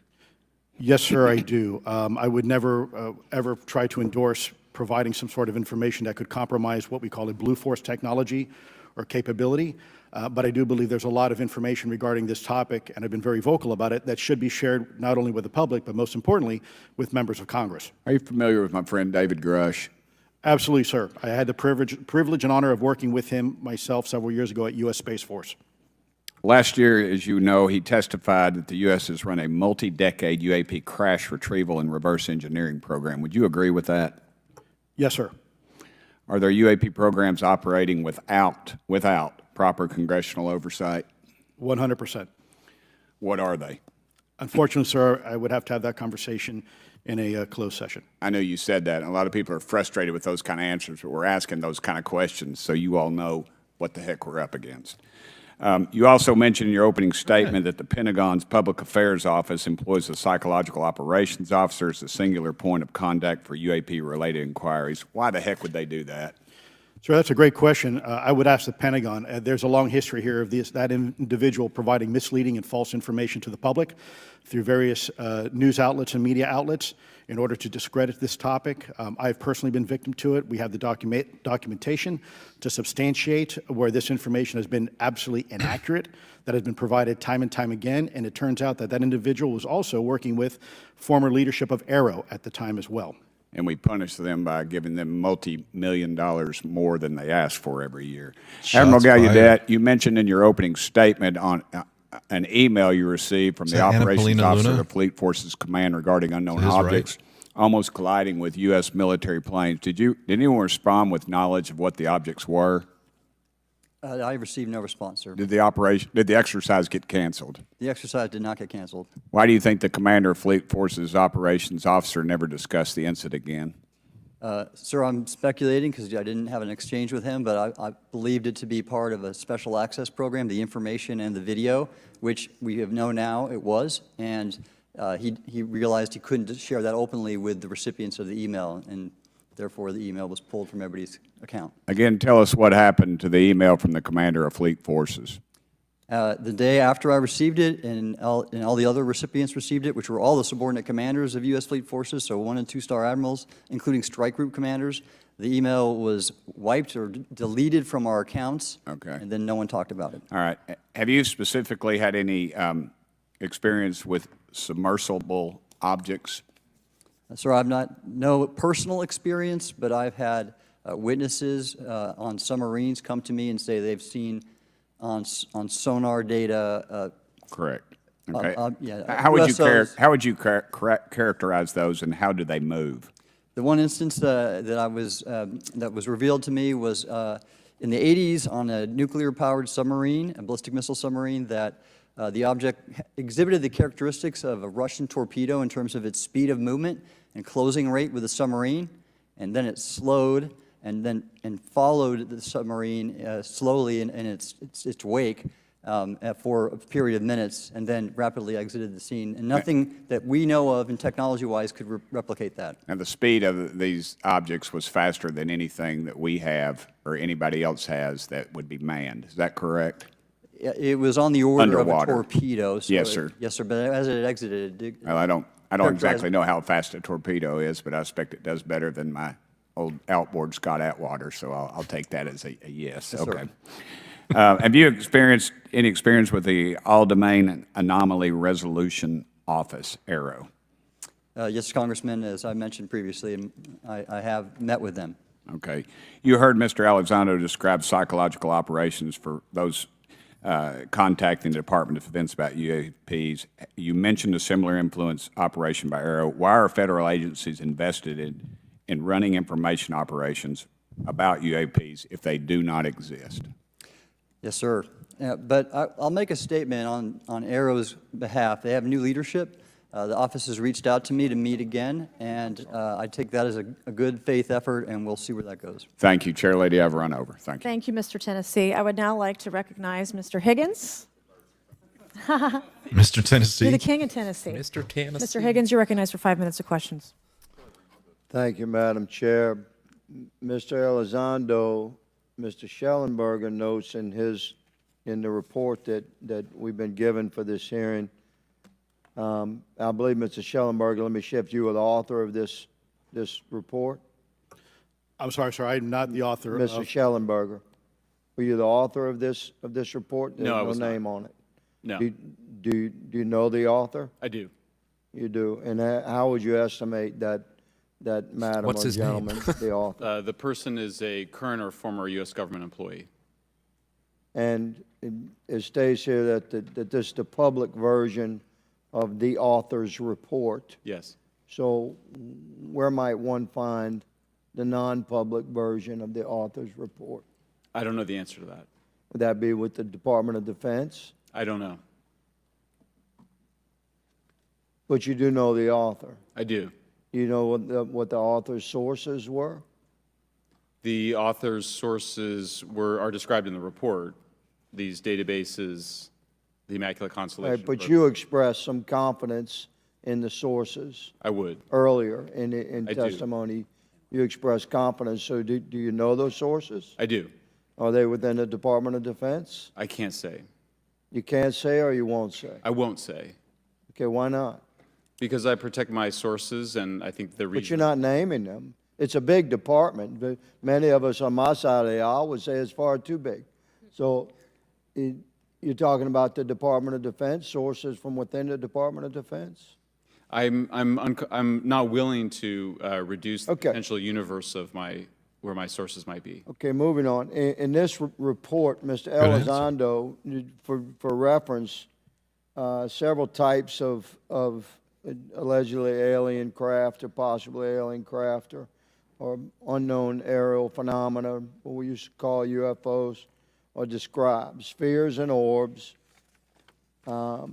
discs and saucers, oval or tic-tac, triangular shape, boomerang and arrowhead, and irregular or organic. Mr. Elizondo, does that summarize to you the types of craft that we're discussing today? Sir, that is a general morphology, historically speaking, of many UAP. So those descriptions, are very different craft. Is it your assessment that they would come of different origins? It's possible, but it's also could be a matter of utility. And let me just state for the record, I never read the report that, or the article that Mr. Schellenberger put out. The reason That's a good point. We're just referencing it. Yes, sir. For descriptive purposes for the American people. Mr. Schellenberger, in this report, it's striking to me that regarding the descriptions of experiences with these various craft, several of them include biological effects and several do not. Are you familiar with what I'm talking about? Yes.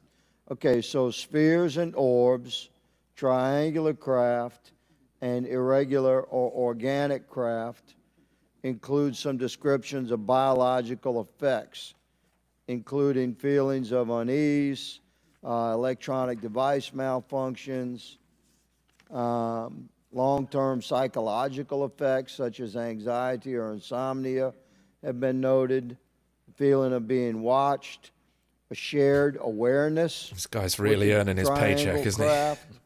He must be getting paid by the hour.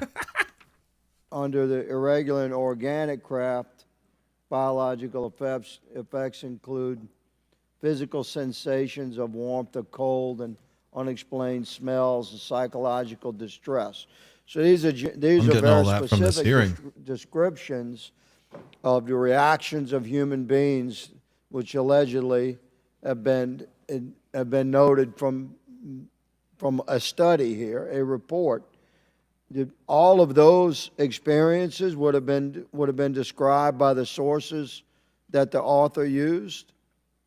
I'm not sure I understand your question. This is a very broad description of biological effects, and it's striking to me that they are present with relation to some types of craft, but absent in others. This would require a great deal of research and study. Can you explain that?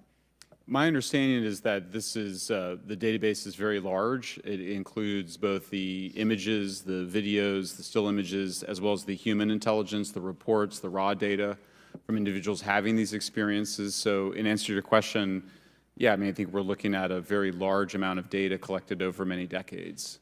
And that data is held by the Department of Defense? Oh, Well, Christ, man. I will say that after I Come published, on. I was told that this program, that the USAP was actually managed by the Department of Defense, but held at the White House. Roger But that. that's a single that guy source, and campaign? I don't have multiple sources to verify. Slowly. Thank you, sir. I did my best to trick an you? answer out of you, but I was Oh, is that what partially you call it? successful. Madam Chair, I yield. Thank you. I now recognize Mr. Frost for 5 minutes of questions. Thank you, Madam Chair. In addition to serving on this committee, the Oversight Committee, I also serve on the Science, Space, and Technology Committee, where we often discuss how essential data and evidence are used in science and used at departments such as NASA. During a hearing, NASA Administrator Nelson affirmed the importance of NASA in helping us to understand UAP. Mr. Gold, if the government doesn't have the data it needs on UAP because, say, someone who saw something is concerned about stigma, public backlash, et cetera, or maybe there's just not good systems in place, how are we supposed to ultimately figure out what's going on? Yeah, thank you for the question. And let me compliment Administrator Nelson that there wouldn't have been a UAP independent study team if it wasn't for his leadership and courage. We're talking about data and where we can get data from. As I described, NASA has whole archives of data, much of which I believe will likely have information that will help inform UAP. We need only look. And again, in an era with AI and ML, we can relatively quickly and easily go through it. So I think it's something that we should encourage NASA to do. However, per Chairman Grothman's comment about UAP focusing on national security sites, I believe there's something, sir, that you may have heard of called sensor bias. That because we've got more cameras, more monitoring of national security, we don't know how extensive UAP activity may be over civilian areas. And this is to the second part of your question where we're not collecting the data. We're not collecting sufficient data from pilots. We're not collecting sufficient data from civilian and commercial activities. And this is, again, where ASRS, I think, could substantially change that, get the data out there, and allow us to do good science. Yeah. Thank you. I mean, on the data, you know, I'm a really big proponent of transparency. But obviously, there's always a little bit of balance that we have to have in government on transparency as well. I mean, last year, NASA appointed a director of UAP research in response to the recommendation by the independent study team. In the final report, there's a quote, "Despite numerous accounts and visuals, the absence of consistent, detailed, and curated observations means we do not presently have the body of data needed to make definite and scientific conclusions about UAP." Can you just talk really quickly about that balance of security and transparency?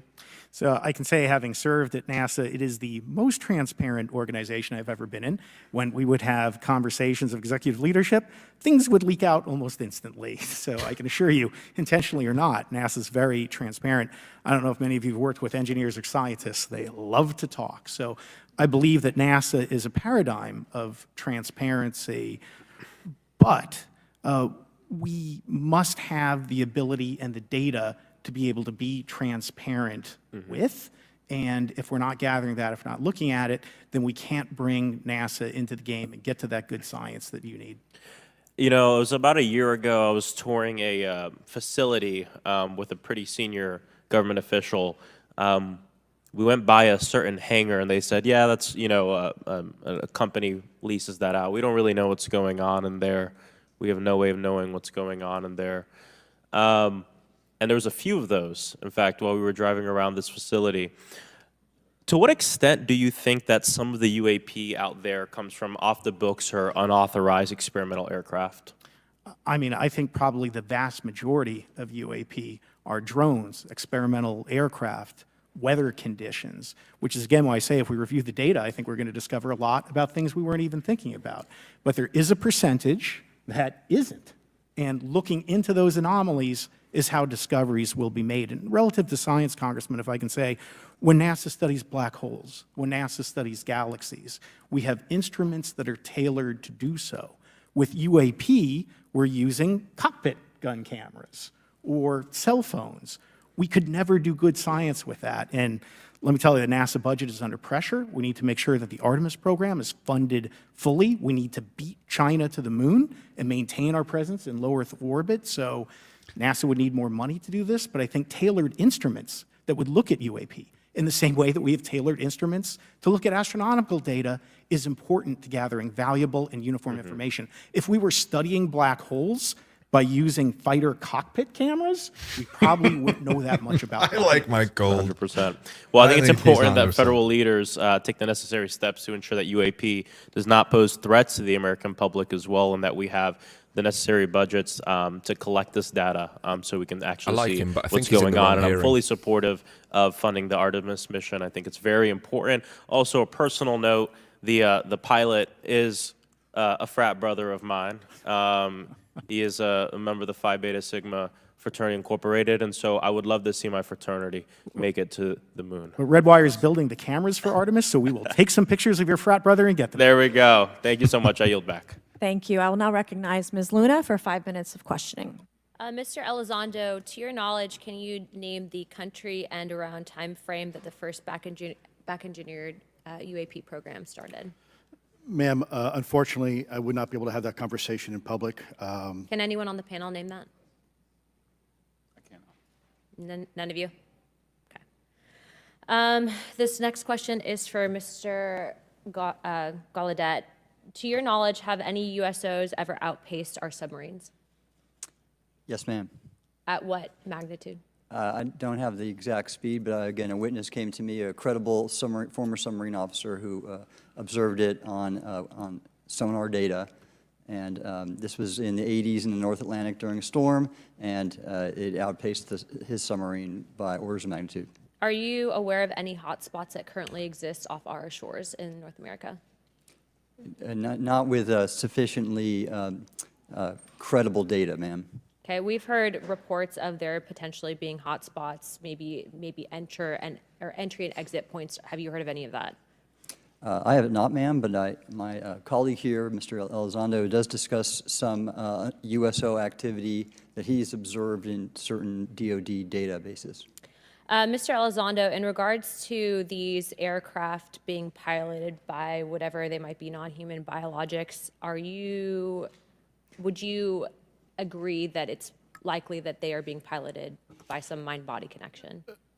Ma'am, I think it is safe to presume here that they are being intelligently controlled because some cases seem to anticipate our maneuvers, and in other cases they seem to I came across an email where the word "stalked" was used in a very secure email between Navy officers discussing their ships being pursued by a UAP. In our previous panel, we had Grush, and he had testified to say that some of these were interdimensional beings. Can you speak on that at all? Ma'am, I'm not qualified, certainly as a scientist or otherwise, to speculate points of origin.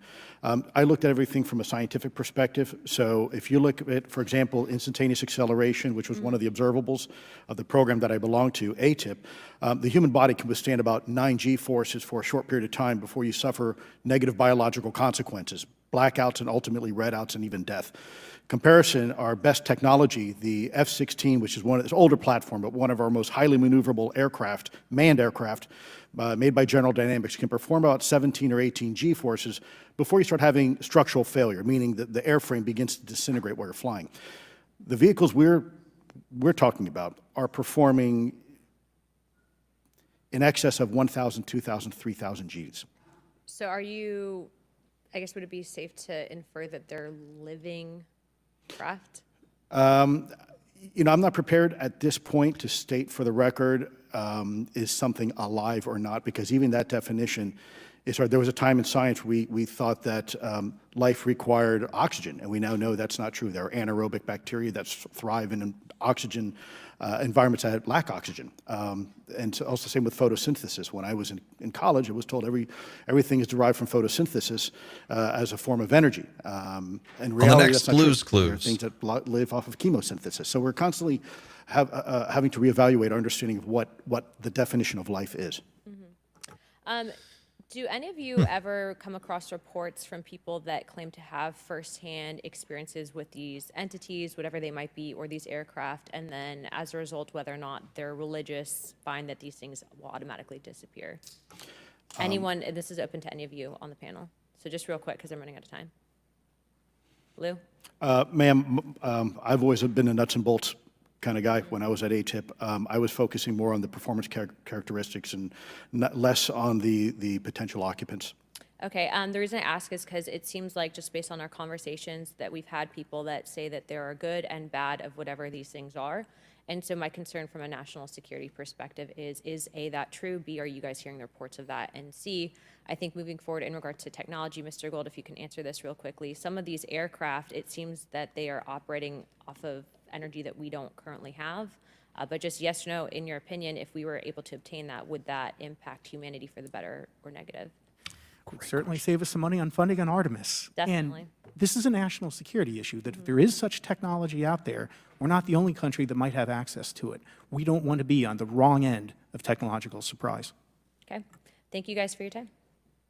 That was a good answer. All right, Nice. thank you. I will now recognize Mr. Garcia for 5 minutes. Thank you, and I apologize for stepping out. My governor is here upstairs, so I'm trying to get in between meetings, so apologize for that.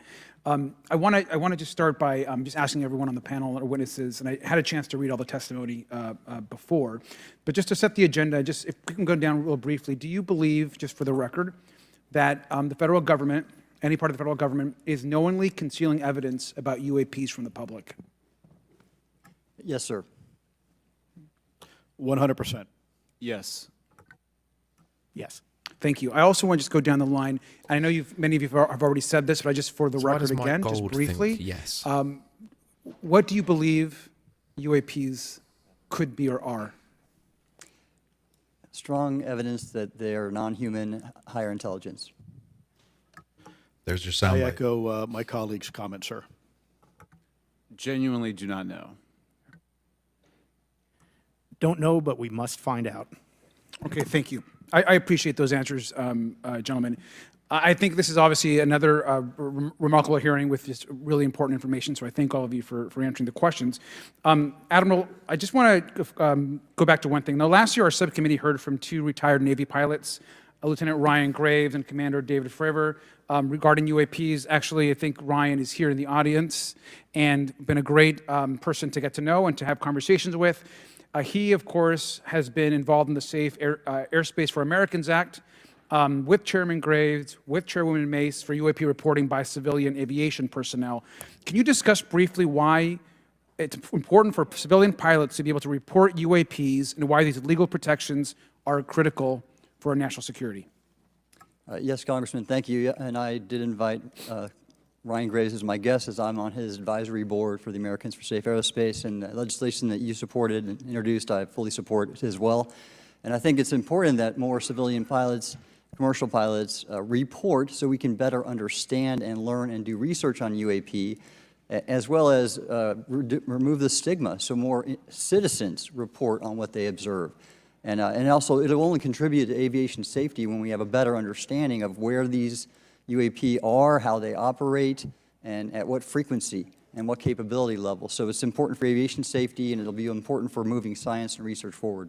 Thank you, sir. And I just want to reiterate to my colleagues, I mean, this is a very bipartisan piece of legislation, and we just got to continue to get this through the Congress, and it's incredibly important that civilian pilots have the opportunity to safely report the UAPs that they are seeing or encountering in the air. And I can't express how critical this piece of what I believe is a larger collection of evidence and facts actually happen.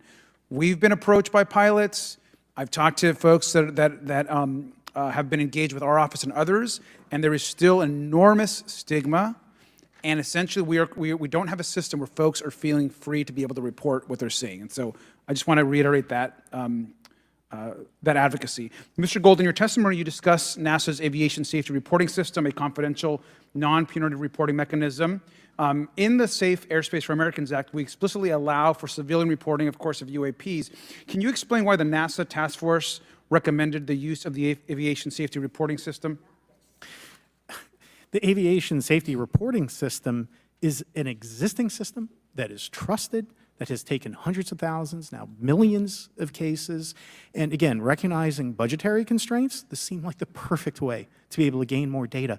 And when it comes to the stigma, sir, it's something that pilots are used to reporting on, that crew is used to reporting on. So it's a great way to get data, to overcome the stigma without spending really that much more additional money since the system exists. Thank you so much for your support of that. Thank you for what Ryan Graves does. This is a common sense means to expose the truth of UAP for the purpose of this hearing. Thank you. And I just want to also add, now, earlier this year, as part of the House Defense Authorization Bill, the NDAA, I had filed an amendment to include the UAP Disclosure Act, which would create a UAP Records Review Board and exercise of eminent domain over UAP-related material, modeled actually on the JFK Assassination Records Collection Act, which is widely known. Now, the amendment was blocked, but thankfully the Senate included the amendment by Senator Rounds and Schumer for the UAP Disclosure Act. So I just again want to say that we should be pushing and ensuring the UAP Disclosure Act, which is bipartisan in its support, should move forward. And if I can just briefly, particularly Admiral, can you just briefly, as I close my time, explain why the UAP Disclosure Act would be critical for us and our national security? Thank you, Congressman. Yes, I believe the UAP Disclosure Act is important for national security, as well as advancing potential socioeconomic benefits resulting from UAP research, as well as public safety, as we referred to previously regarding aviation. And this act will allow for greater transparency and open research, and that's why I'm also a member of the UAP Disclosure Fund as an advisor, as in the Sol Foundation, as an advisor, senior strategic advisor, which is advocating for the same. Thank you very much. I yield back. All right, thank you. I'd like to recognize Mr. Biggs for 5 minutes of questioning. Thank you, Madam Chair. Thank you for holding this committee. Thank you to the witnesses. Admiral, the video that is called the Go Fast video, the email that you've talked about being deleted, I just want to briefly cover this. You said that the email, the author was asking whether any of the recipients were aware of the classified technology demonstrations that it could explain the objects that were observed. And then you said the email disappears.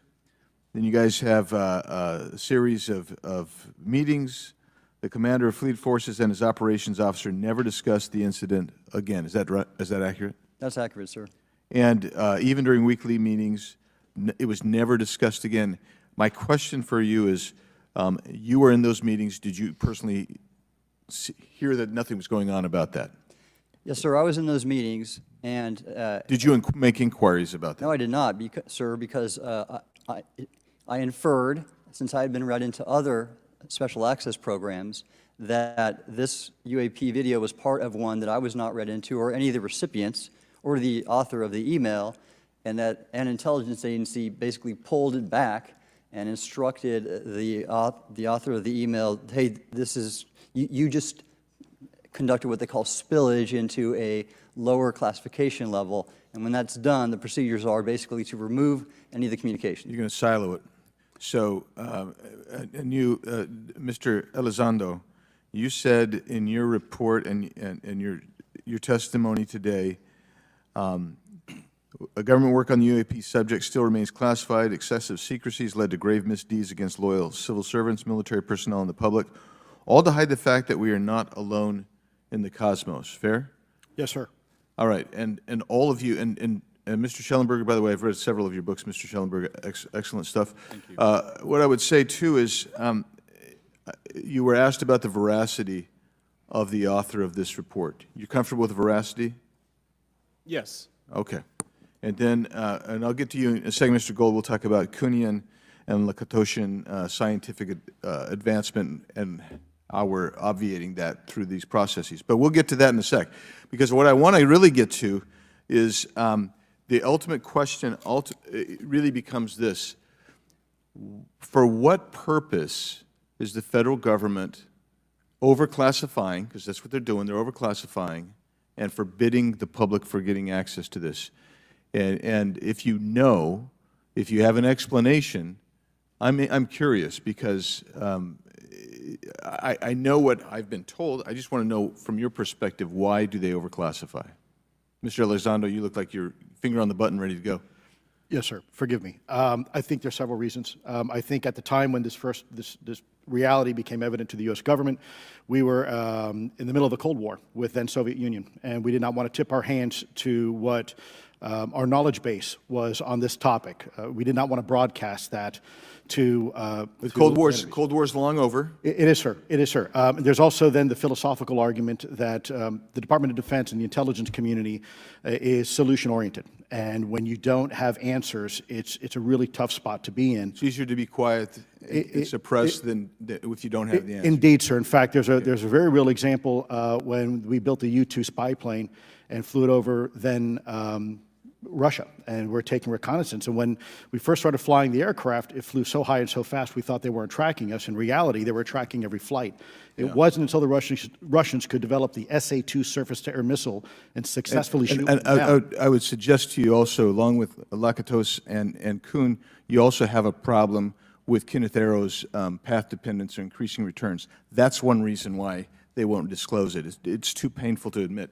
But I just want to read a couple things from Mr. Schellenberger's what he gave to us today, because I think this is interesting stuff, and I just want to convey this to you. On USG networks, there exists infrared footage of and imagery of a grouping of vessels engaged in SIGINT and mass collection at night in a specific area of the Pacific Ocean. This footage, which was in close proximity to the vessels, a large equilateral triangle UAP suddenly appears directly over the ships. These three bright points are seen at each bottom corner of the UAP, which is observed to slowly rotate on its horizontal axis. And he goes on to describe that. And I just want to read one more. It's a TR-3B. And I'm doing this because maybe. Yeah, sounds like it. I think it's interesting. This stuff is interesting as anything. So let's get this one here, right here. While performing a routine airspace surveillance and control mission in the Eastern Air Defense Sector, an F-22 fighter observed multiple UAP contacts at mission altitude. Moving to intercept, the F-22 pilot noted multiple metallic orbs slightly smaller than a sedan hovering in place. Upon vectoring towards the UAPs, a smaller formation of the metallic orbs accelerated at rapid speed towards the F-22, which was unable to establish radar locks on the presumed hostile UAPs. The F-22 broke trajectory and attempted to evade, but was intercepted and boxed in by approximately 3 to 6 UAPs. And then I'll leave that there, but because I just have no more time left.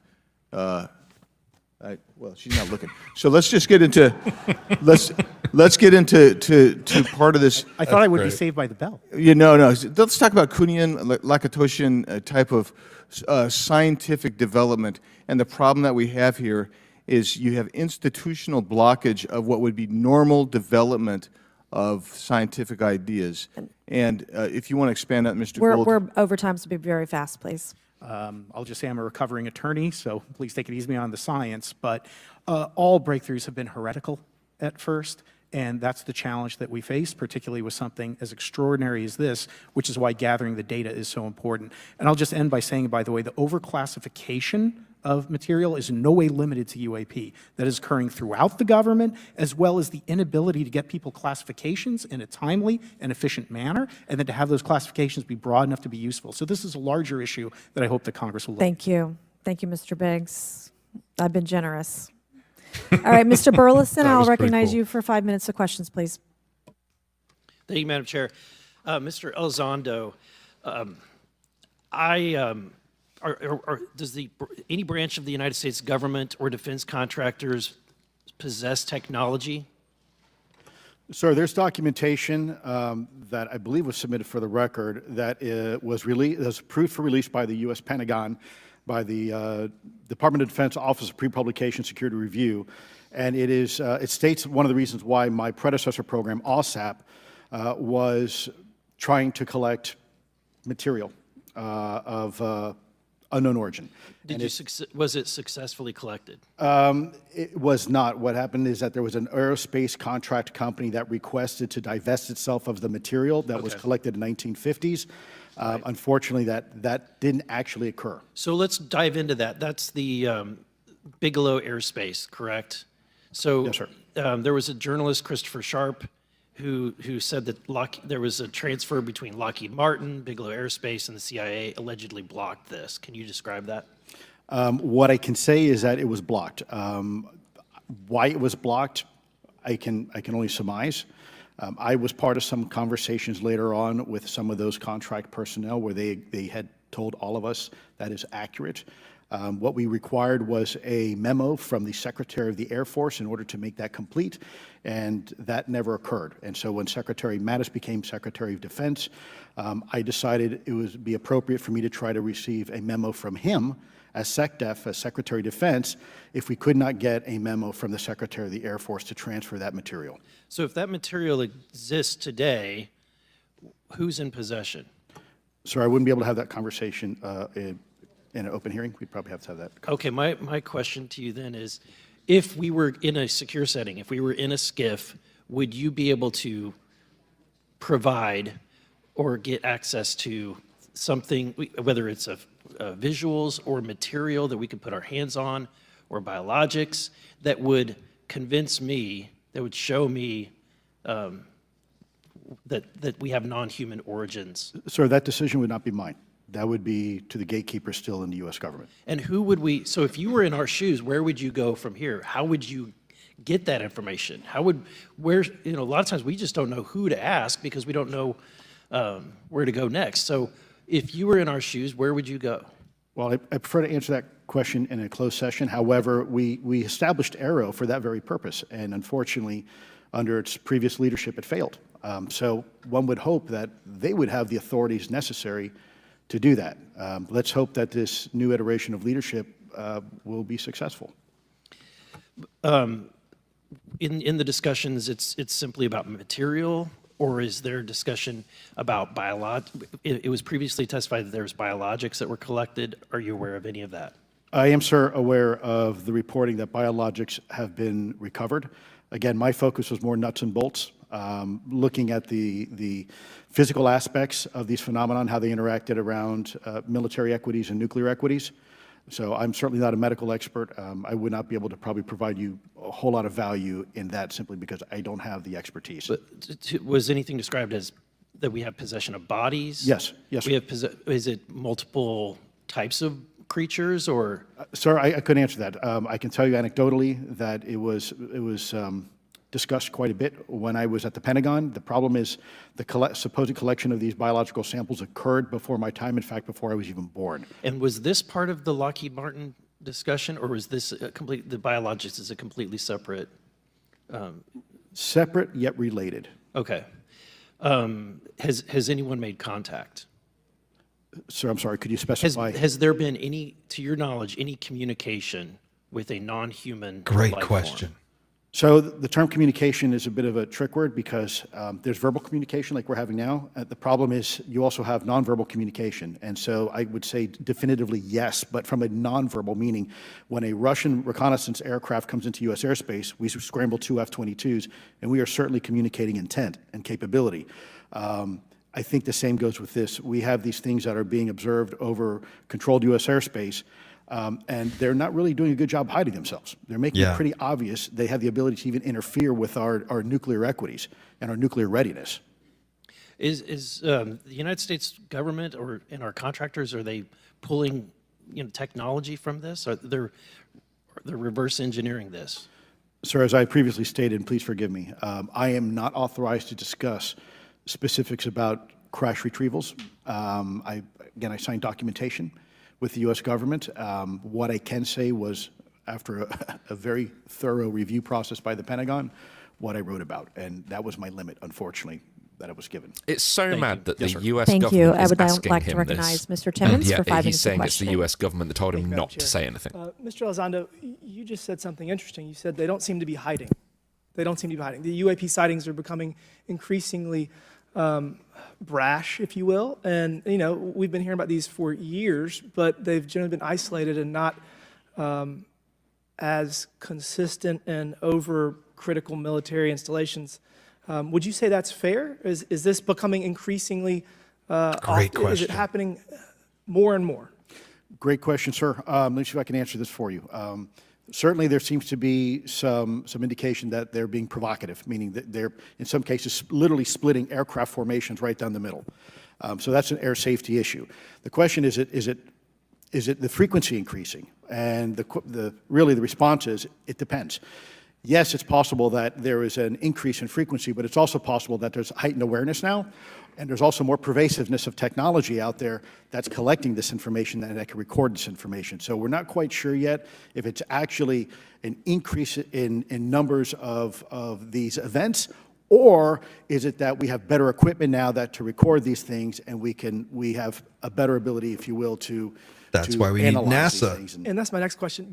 It seems that a lot of these sightings occur near military installations. Do you think that these UAPs are intentionally targeting military installations, or do you think that we have increased abilities to monitor surrounding the military installations? Sir, maybe both. Part of my concern is we have something in the Department of Defense and the intelligence community called IPB, Initial Preparations of the Battle Space. And we use equities like ISR, intelligence, surveillance, and reconnaissance, and other type of equities and technologies to prep the battle space. And certainly, you know, if I was wearing my national security hat, even if there was a 2% chance that there was some sort of hostile intent here, that's 2% higher than we really can accept. And so we must figure out, there's a calculus, capabilities versus intent, in order to identify if something is a national security threat. We've seen some of the capabilities, yet we have no idea in the intent. And so this is why this discussion is somewhat, I think, problematic from a governmental perspective, because we have no idea. Sure, thank you. Mr. Schellenberger, you're particularly familiar with the Langley Air Force Base incident a year ago? Are you familiar? Just from what I read in the Just news. from what you've read? Yeah. I would imagine a large percentage of the American population became aware of that with the Wall Street Journal article. Would you agree with that? Yes.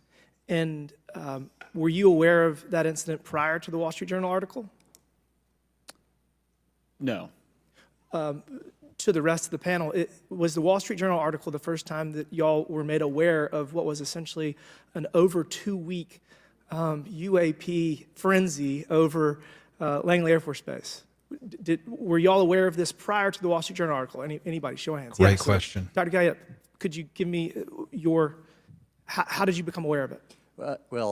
A colleague of mine who I referenced previously, Chris Mellon, he wrote an extensive article about this, that there were other incursions of drones over Langley before this, as well as many, many military installations over the last 5 decades. And it's my understanding that there's been an ever-increasing in number, and I'm trying to think how to say this because I wear 2 different hats. I'm still in the Air Force. So, I mean, it seems that they're becoming increasingly brash, and the question that we really have to figure out is it China or is it non-human? And I think that's the biggest question the American people want to know. If it's China, it's scary because they have a lot of technology that we cannot explain. And if it's non-human, that's scary because we don't know the intent. Would you say that's fair? Yes, Congressman. And in fact, I really believe that we should use this hearing as a catalyst to improve and bolster our air defense capabilities and our maritime domain awareness capabilities, because obviously there are holes in it, whether it be UAP of non-HI direction or NHI direction, or, as you say, sir, China or any other adversary. Are you all aware of any task force at the Pentagon or in the national security apparatus that's trying to assess the answer to that question? At the current moment, sir, no, but this is a great point. From 2020 to 2022, there was a UAP task force in the DoD succeeding where Mr. Elizondo worked, led by Jay Stratton, who had the first comprehensive whole-of-government approach to UAP, which involved pathways to declassification and to increase transparency, as well as assessing the national security risks of UAP.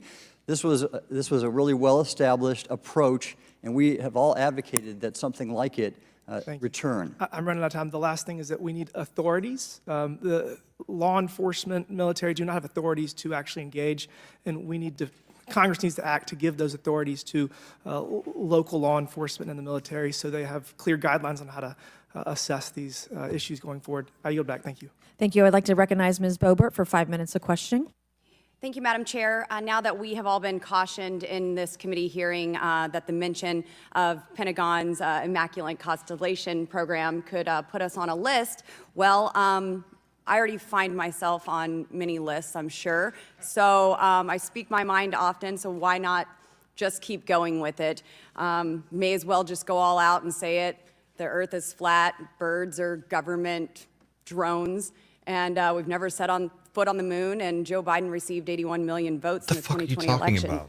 So let's just see how many lists we could get on here today. You're wasting valuable but Mr. time. Schellenberger, I wanted to ask you, Sounded cooler I think in I a head. understand from this hearing that you would agree that classifying information like this is not in the best interest of the people. Is that correct? Yeah, I mean, with the caveat that, of course, I would support classification necessary to protect secrets essential to national security, but I think it's pretty obvious that there's overclassification. Overclassification, yes. And so in most instances, if they can't tell us what, do you think at some point they'll at least tell us why?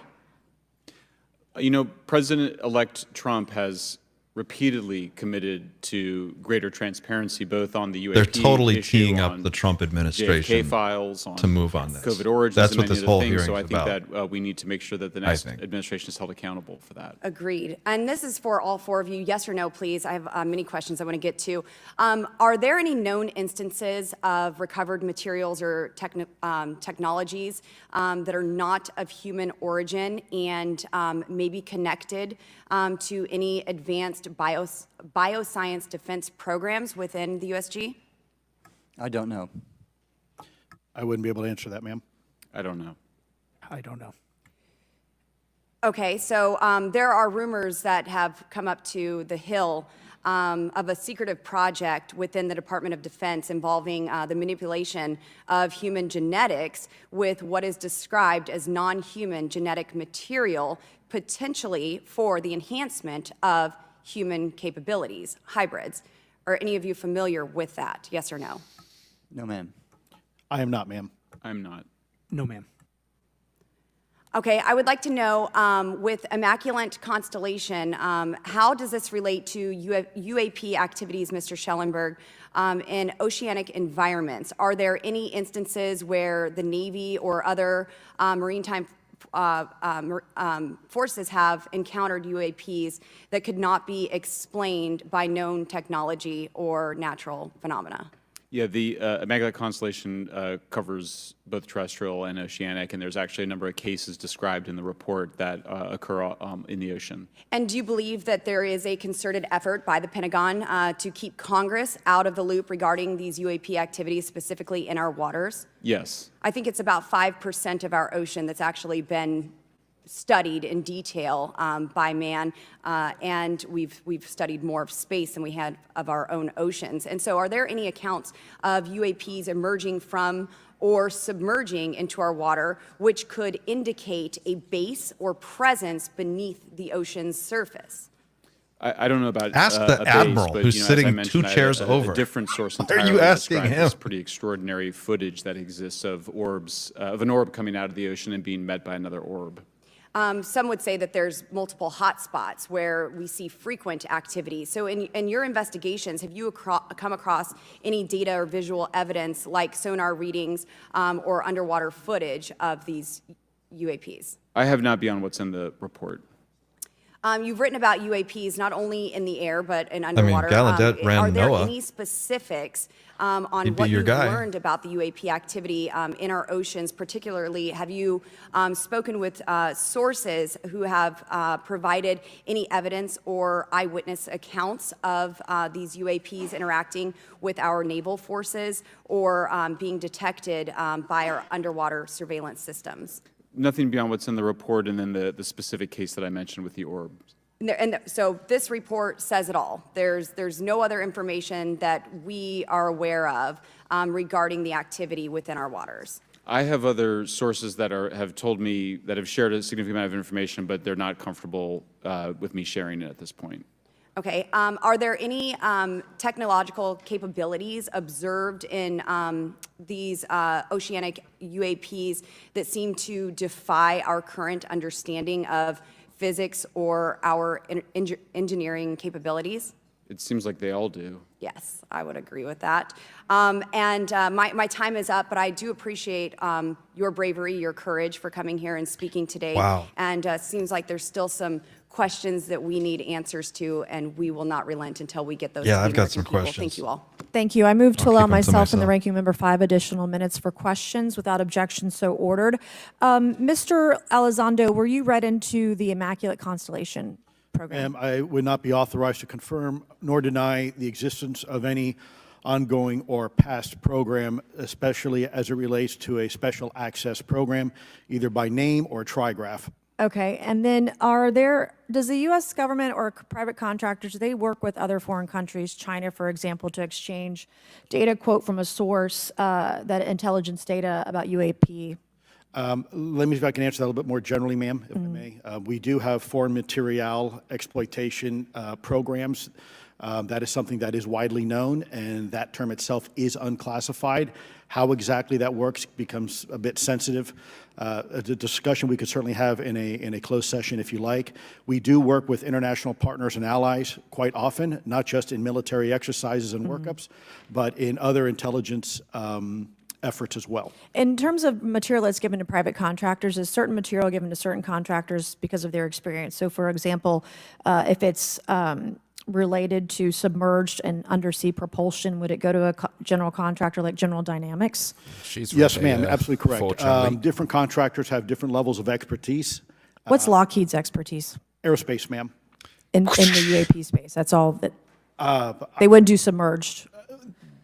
No, I didn't say that, ma'am. Okay. Lockheed Martin and others do quite a bit of work, both She's killing it. in our atmosphere, in space, and even underwater. There are certain efforts to. It's a tough question you're asking. You put me on the spot here. I'm looking for the answer. Yes, ma'am. No, they are involved in a lot. I would rather let Lockheed Martin explain the different domains that they are involved with. Probably am not authorized to discuss that, but they are involved in a lot of different areas and domains. Admiral, flight safety risks for our pilots, based on what you've experienced and seen in your career. They're extensive, and the one exercise I referred to where I received the email that was then deleted was the pilots, and this is worth bringing out. There are debunkers out there who have said the Go Fast video was just a balloon. That was only one video that was released. There were dozens of these encounters that pilots, friends of Ryan Graves, who's in this room right here, witnessed and caused significant safety concerns. And to almost call out and exercise it and shut it down, which is very compressed, and the carrier's getting ready for deployment, and the pilots have to get certified to land on a carrier, it's extreme, to say the least. All right, I have two last questions. Real quickly, Mr. Schellenberger, how do we get more whistleblowers to come forward? Well, this hearing is very important, and obviously, I can't encourage whistleblowers to obtain information, but I can guarantee that I will protect them and go to prison to protect their identities if they come to me. Yes, sir. Okay, my last question. The first hearing we had on this, I'd never been briefed on UAPs or what they were, biologics, non-human, et cetera. How would you define, each of you, my last question, how would you define non-human biologics, non-human intelligence? What are we actually talking about? Admiral, and we'll go down the line. Great question. I don't think it's a stretch when you look at the diversity of life on this planet and the size of this universe to think that there would be more diverse, higher order, non-human intelligences throughout the universe, and that's probably what's visiting us. I would take the scientific approach. The definition would be the ability to react to a stimulus in a manner that requires an intellectual thought process. I just don't know. I think we must be modest in our assumptions that we're looking for intelligence. That could be biological, it might not. Non-biological, but what non-biological intelligence, what does that mean, though? Artificial intelligence, ML, machines. We assume that all intelligence would be like us, and every time we look out in the universe, we are humbled relative to what we don't know in terms of the forms of intelligence and what it may take. I can assure you I probably can't ask you your question, but I think the ultimate answer is going to surprise us all. And then Mr. Garcia, you had a few closing remarks. I know we're about to hit votes here, so I'll be brief. Just, I want to thank you all for being here. I want to thank Chairwoman Mace especially for holding this important bipartisan hearing. And I want to thank all the committee members that are interested in this topic. I think our commitment to all of you and all the folks that have contacted us, and certainly to the advocates and the pilots, is that we need to continue investigating UAPs. I think the country the country is owed explanations and ensure that the safety or national security is always protected. This is a conversation and questioning that must continue, so I'm very grateful to all of you. And I also just want to add, just personally, I think it's really important for me, two things guide my questioning and my observations on UAPs is, one is we should always be guided by facts, science, and data, and stay serious on those issues. And the second thing is, I think that we should not limit our imagination and our thoughts and our curiosity on what UAPs could actually be. And I think those two things for me are really important, and I'm grateful for all of you to be here. So with that, I yield back. Okay, and we have Mr. Ogles, who is on the way. He's going to be here any second. Is that correct? Want to check, and he'll be the last member with questions that we have today, and then we have votes. So we want to thank you all for being here. I want to thank Mr. Garcia and folks on both sides of the aisle for being here today and being patient. We have a lot more questions, and I hope that this will open the door to more hearings in the future. I obviously would like to know how much taxpayers are spending on this. You have the right to know, but also if we're spending money on something that doesn't exist, why are we spending the money? And if it does exist, why are we hiding it from the public? There you go. And of course, our national security is a huge issue, because if there's technology that could harm us or our allies that are in the hands of our adversaries, we obviously want to stay ahead of that to the best of our ability to ensure that that technology is not in the hands of someone who could use it against us or our allies anywhere in the world. So, Mr. Ogles, you're just in time, babe. I will recognize you for 5 minutes of questioning before we head on out today. So here's babe. That's like a teacher when someone's late for class.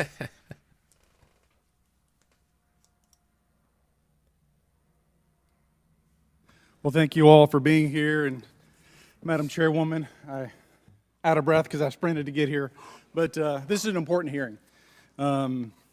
I think we all know that there's something going on.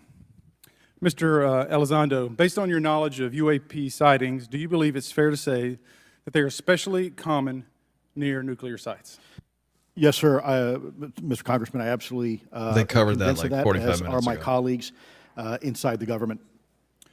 And the reason why I pose that question, and this has been one of my talking points from the beginning, is, Oak Ridge is in Tennessee. The so-called weather balloon that drifted, that we now know was controlled, it passed near Oak Ridge. It obviously is a sensitive site, both of interest to our adversaries and to whatever else this is. Because we know that at military installations, at sensitive locations, such as nuclear facilities, that we're seeing this take place. So the question is what is it?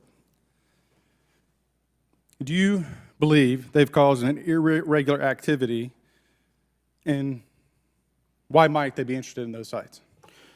Sir, in some cases, it's actually regular activity. You'd be surprised. There's actually documentation right now that's been submitted. It's not just Oak Ridge. It's Savannah River site, SRS. It's also Los Alamos.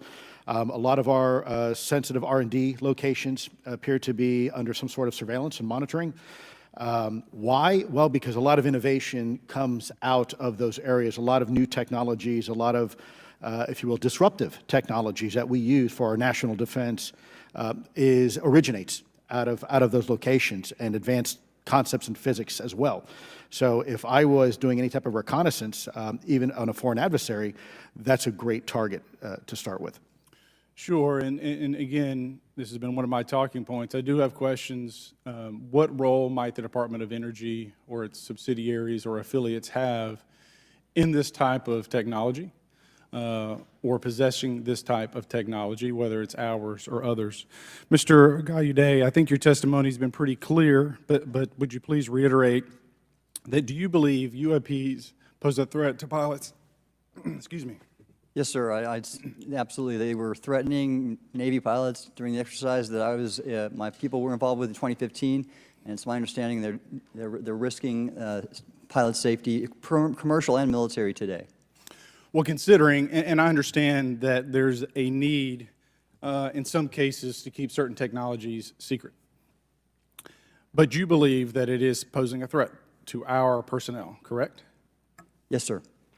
So I think it's reasonable to conclude that if there's a threat to our personnel who are serving our country faithfully, that there be oversight. 100%, Congressman. And in fact, that's the one thing that we've not talked about enough during this hearing, is the fact that the government executive branch not sharing with Congress what it knows about UAP infringes on your legislative and oversight responsibilities to such an extent that's very concerning. I mean, what else are we, if you look at national security or intelligence or foreign affairs or appropriations, you all have oversight and legislative responsibility regarding those. This UAP issue may be the greatest issue of our time, and it's being hid from you. Well, I mean, and to your point, I think we've seen over the decades that we have certain adversaries like China, like Russia, that technologically speaking are not as advanced as us, that they lack some of the lethality that we have, and that we've seen that they've gone after our technologies and in some cases succeeded, in particular with missile technology. And so again, my concern, whether this technology emanates from us or otherworldly, that we know that we possess it. And where's the accountability? Where are the stopgaps? What are the guarantees that if this were to fall in enemy hands, that it isn't immediately weaponized against us? And I'll say this, it is clear from my experience and what I've seen that there is something out there. The question is it ours? Is it someone else's? Or is it otherworldly? And Madam Chairman, I would posit that as the legislative body, as the regulatory body, we must know. And anyone who prevents us from gaining access to that information, I would consider that criminality. Because we have U.S. personnel who may very well be in harm's way. Did you just roll in We at have the last 5 technology minutes that ultimately to may threaten our very existence. give a With that, Braveheart Madam speech? Chairman, I thank you for your indulgence, and I yield back. Thank you, Mr. Ogles. And with that and without objection, all members will have 5 legislative days within which to submit materials and to submit additional written questions for the witnesses, which will be forwarded to the witnesses for their response. If there's no further business without objection, the subcommittee stands adjourned. Wow.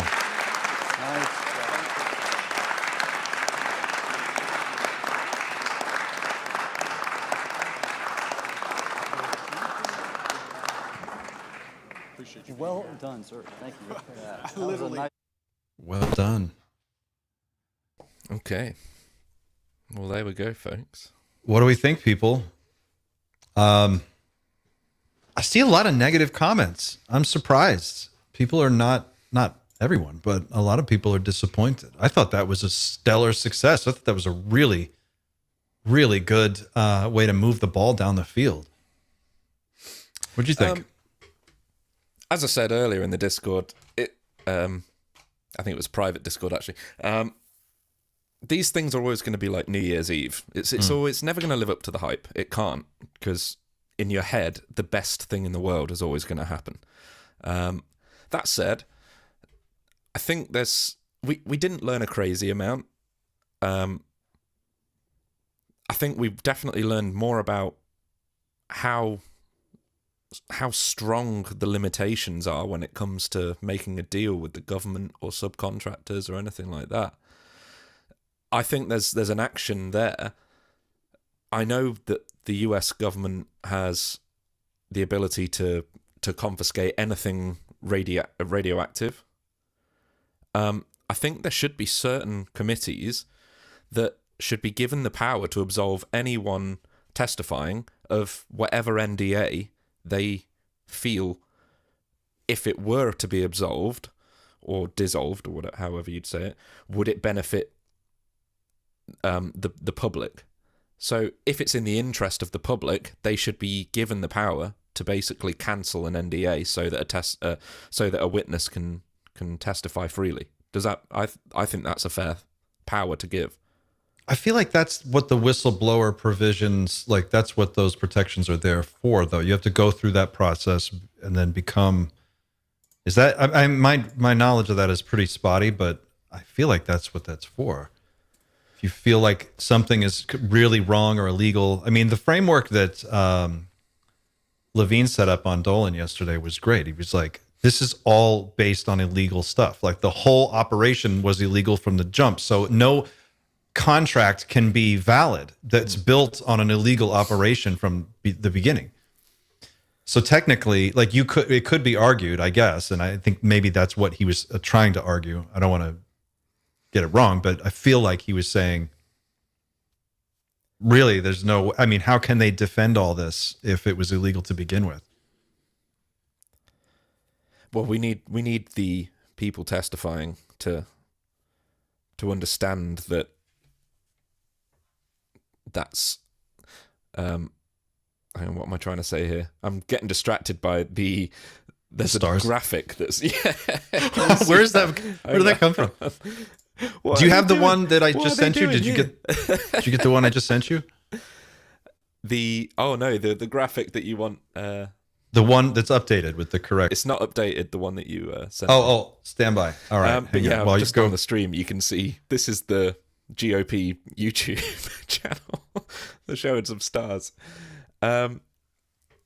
Yeah, if an NDA originates from illegal programs, then they should know that NDA is invalid. Then that it should be reinforced by the committee that that's an invalid NDA and that they can speak freely. And as I said, I think if it's in the interest of the public, fuck the NDA. At some point, if lose a fair judge of character, if he thinks he's about to say something that is harmful to national security, I don't think he'll say it even if the NDA is absolved. But if he knows some core truths about the nature of reality and isn't saying it because of an NDA, I don't think that's a good enough excuse. So it's a good enough excuse for him, but it's not a good enough excuse for us to do something about that NDA. I'll just check your private chat. But I think what we need to do here is remember and within the audience, let's keep some perspective here. This is about managing expectations. I know a lot of you wanted someone to just come out and like just drop a stack of papers and be like, there it is. These are all the receipts. This is where and just put an end to all of this so that you want that big disclosure where it's the president comes out and it's all official and suddenly there you can, see everything. And that's not going to happen. I remember watching an interview that Lou did years ago. This must be like 5-6 years now. I mean, it was right after 2017, 2018, somewhere around that time. And he said something that I thought it's really proven to be true the more time has passed. He said, this is a 20-course meal and we're setting the table. You cannot expect to eat a 20-course meal in one bite. This isn't going to be one go. This, at that time, 5-6 years ago, he was saying, we're setting the table right now. That's what we're doing. We're putting the conversation on the official radar. We're trying to get the right people into the discussion so that they can start to have the subsequent discussions that are necessary to do the things that we want to see happen, that we all agree we want to see happen. Of course, we want to see them go in and get the toys, send in some federal agents with guns and go take the shit. That's what we want. I get it. But in order for that to happen, there's a lot of steps in between that have to take place. And this, I think, what I saw today was a tightening of the conversation. They were tightening it up and framing it as a clear national security issue. This is now on Congress's radar. You have a flag officer, an admiral, the former head of NOAA saying this is a real thing. I have seen this stuff. I've seen the reports. I've talked to the witnesses. You can take my word for it as an admiral.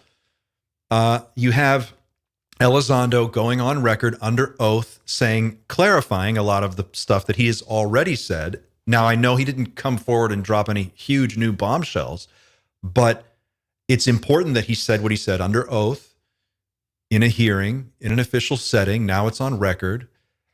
Mike Gold, I saw a lot of comments giving Mike Gold a hard time because it sounded like he was raising money for NASA. I don't think that's what he's doing at all. This is, to me, what I just saw happen here is they teed up the Trump administration. Okay, guys, all you people out there who are like, Trump's the disclosure president, I hope you're right, because he could be. And they just teed this up for him. So now the ball is squarely in his court. This is an official congressional hearing where they basically laid out what needs to happen. Mike Gold just made a great case for NASA. He's like, look, this is supposed to be a civilian agency funded by our tax dollars, whose job it is to explore space, to understand our universe, and to look for life. So let's make sure that's what they're doing. Let's put them on notice, fund an office, give them money, and then audit them and make sure that they're doing the thing that you're asking them to do. As the Trump administration comes into power in January, the first thing that's going to happen with regard to NASA is a reshuffling of the deck of people who are in charge over there, or who, how this whole administration is going to handle NASA and what they're going to do with it. Mike Gold just laid out a roadmap for them. And think about who he is. He's a person in a position to know a lot. He worked for Bigelow. He is currently the chief growth officer for a space technology company that is there to make money off of space being explored and colonized, and for all of the stuff that we're putting forward putting in orbit going for the next 50, 100 years. That's what his company does. Of course they want disclosure. What a boon for space exploration. He's also a super nerd. Like, look at this guy. He wants to live in the Star Trek world as much as I do. That's big. You need that kind of fire. Mike Gold was great. And Schellenberger just put it on record. Immaculate Constellation. That's where you need to go look. Now Congress can't ignore that anymore. It's not a rumor. It's not a story that might be true. It's like, this is what I saw. These are my sources. And for everyone else who was mad that they couldn't answer a lot of these questions, I understand.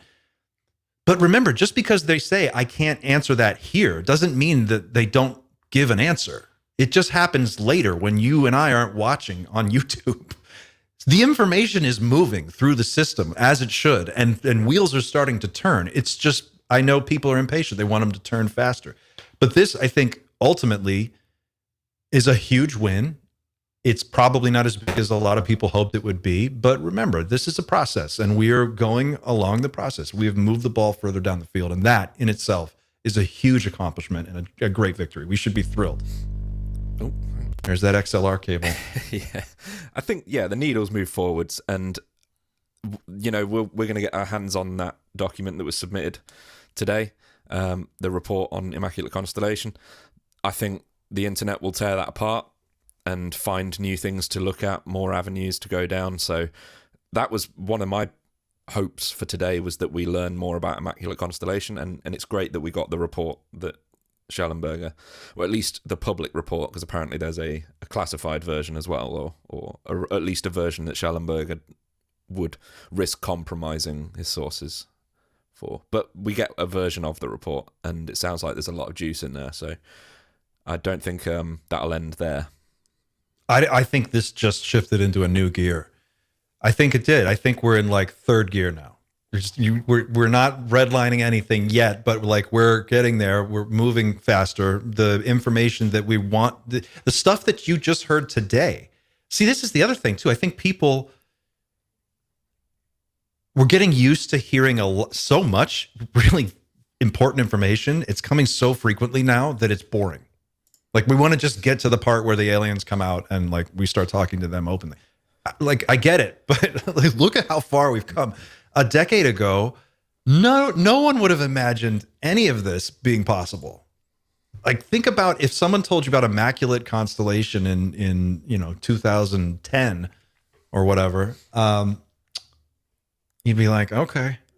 But now it's like, how can you deny that? How do you not look into that? If you're Congress and you're charged with looking at the funding for all of these programs, and you just had all of these guys come up and sit down under oath and tell you that yes, tens of millions, hundreds of millions of dollars are being misappropriated, and not only misappropriated, but some of it is paying for people to lie to you about things that they shouldn't be lying about at all because they were illegal to begin with. They can't act like that's not real anymore. That's huge. I just really hope that they take it as seriously as I really think they should. This is the biggest and probably the most important news story to ever happen in modern history, and they really shouldn't play that down.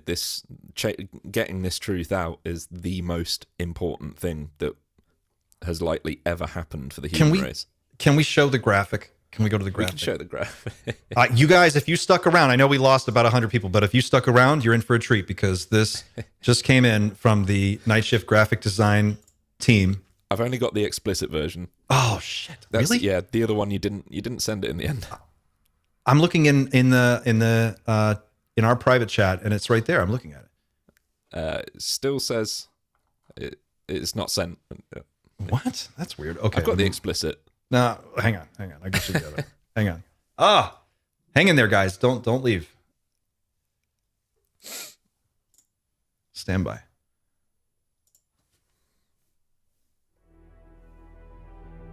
This is worth it. Here we go. Okay. It's Also, see, what's in with the Discord file it's type? too big. Well, maybe we just show the explicit one. Show the explicit one. Okay. All right, guys. Do we want to leave it there and then we'll get into it on Friday? I think we'll close out on this graphic, and then we'll come back on Friday. We're going to unpack this a lot more. I think we can go through it and pull some clips, but we've had everybody here for a while. So any last thoughts before we wrap it up?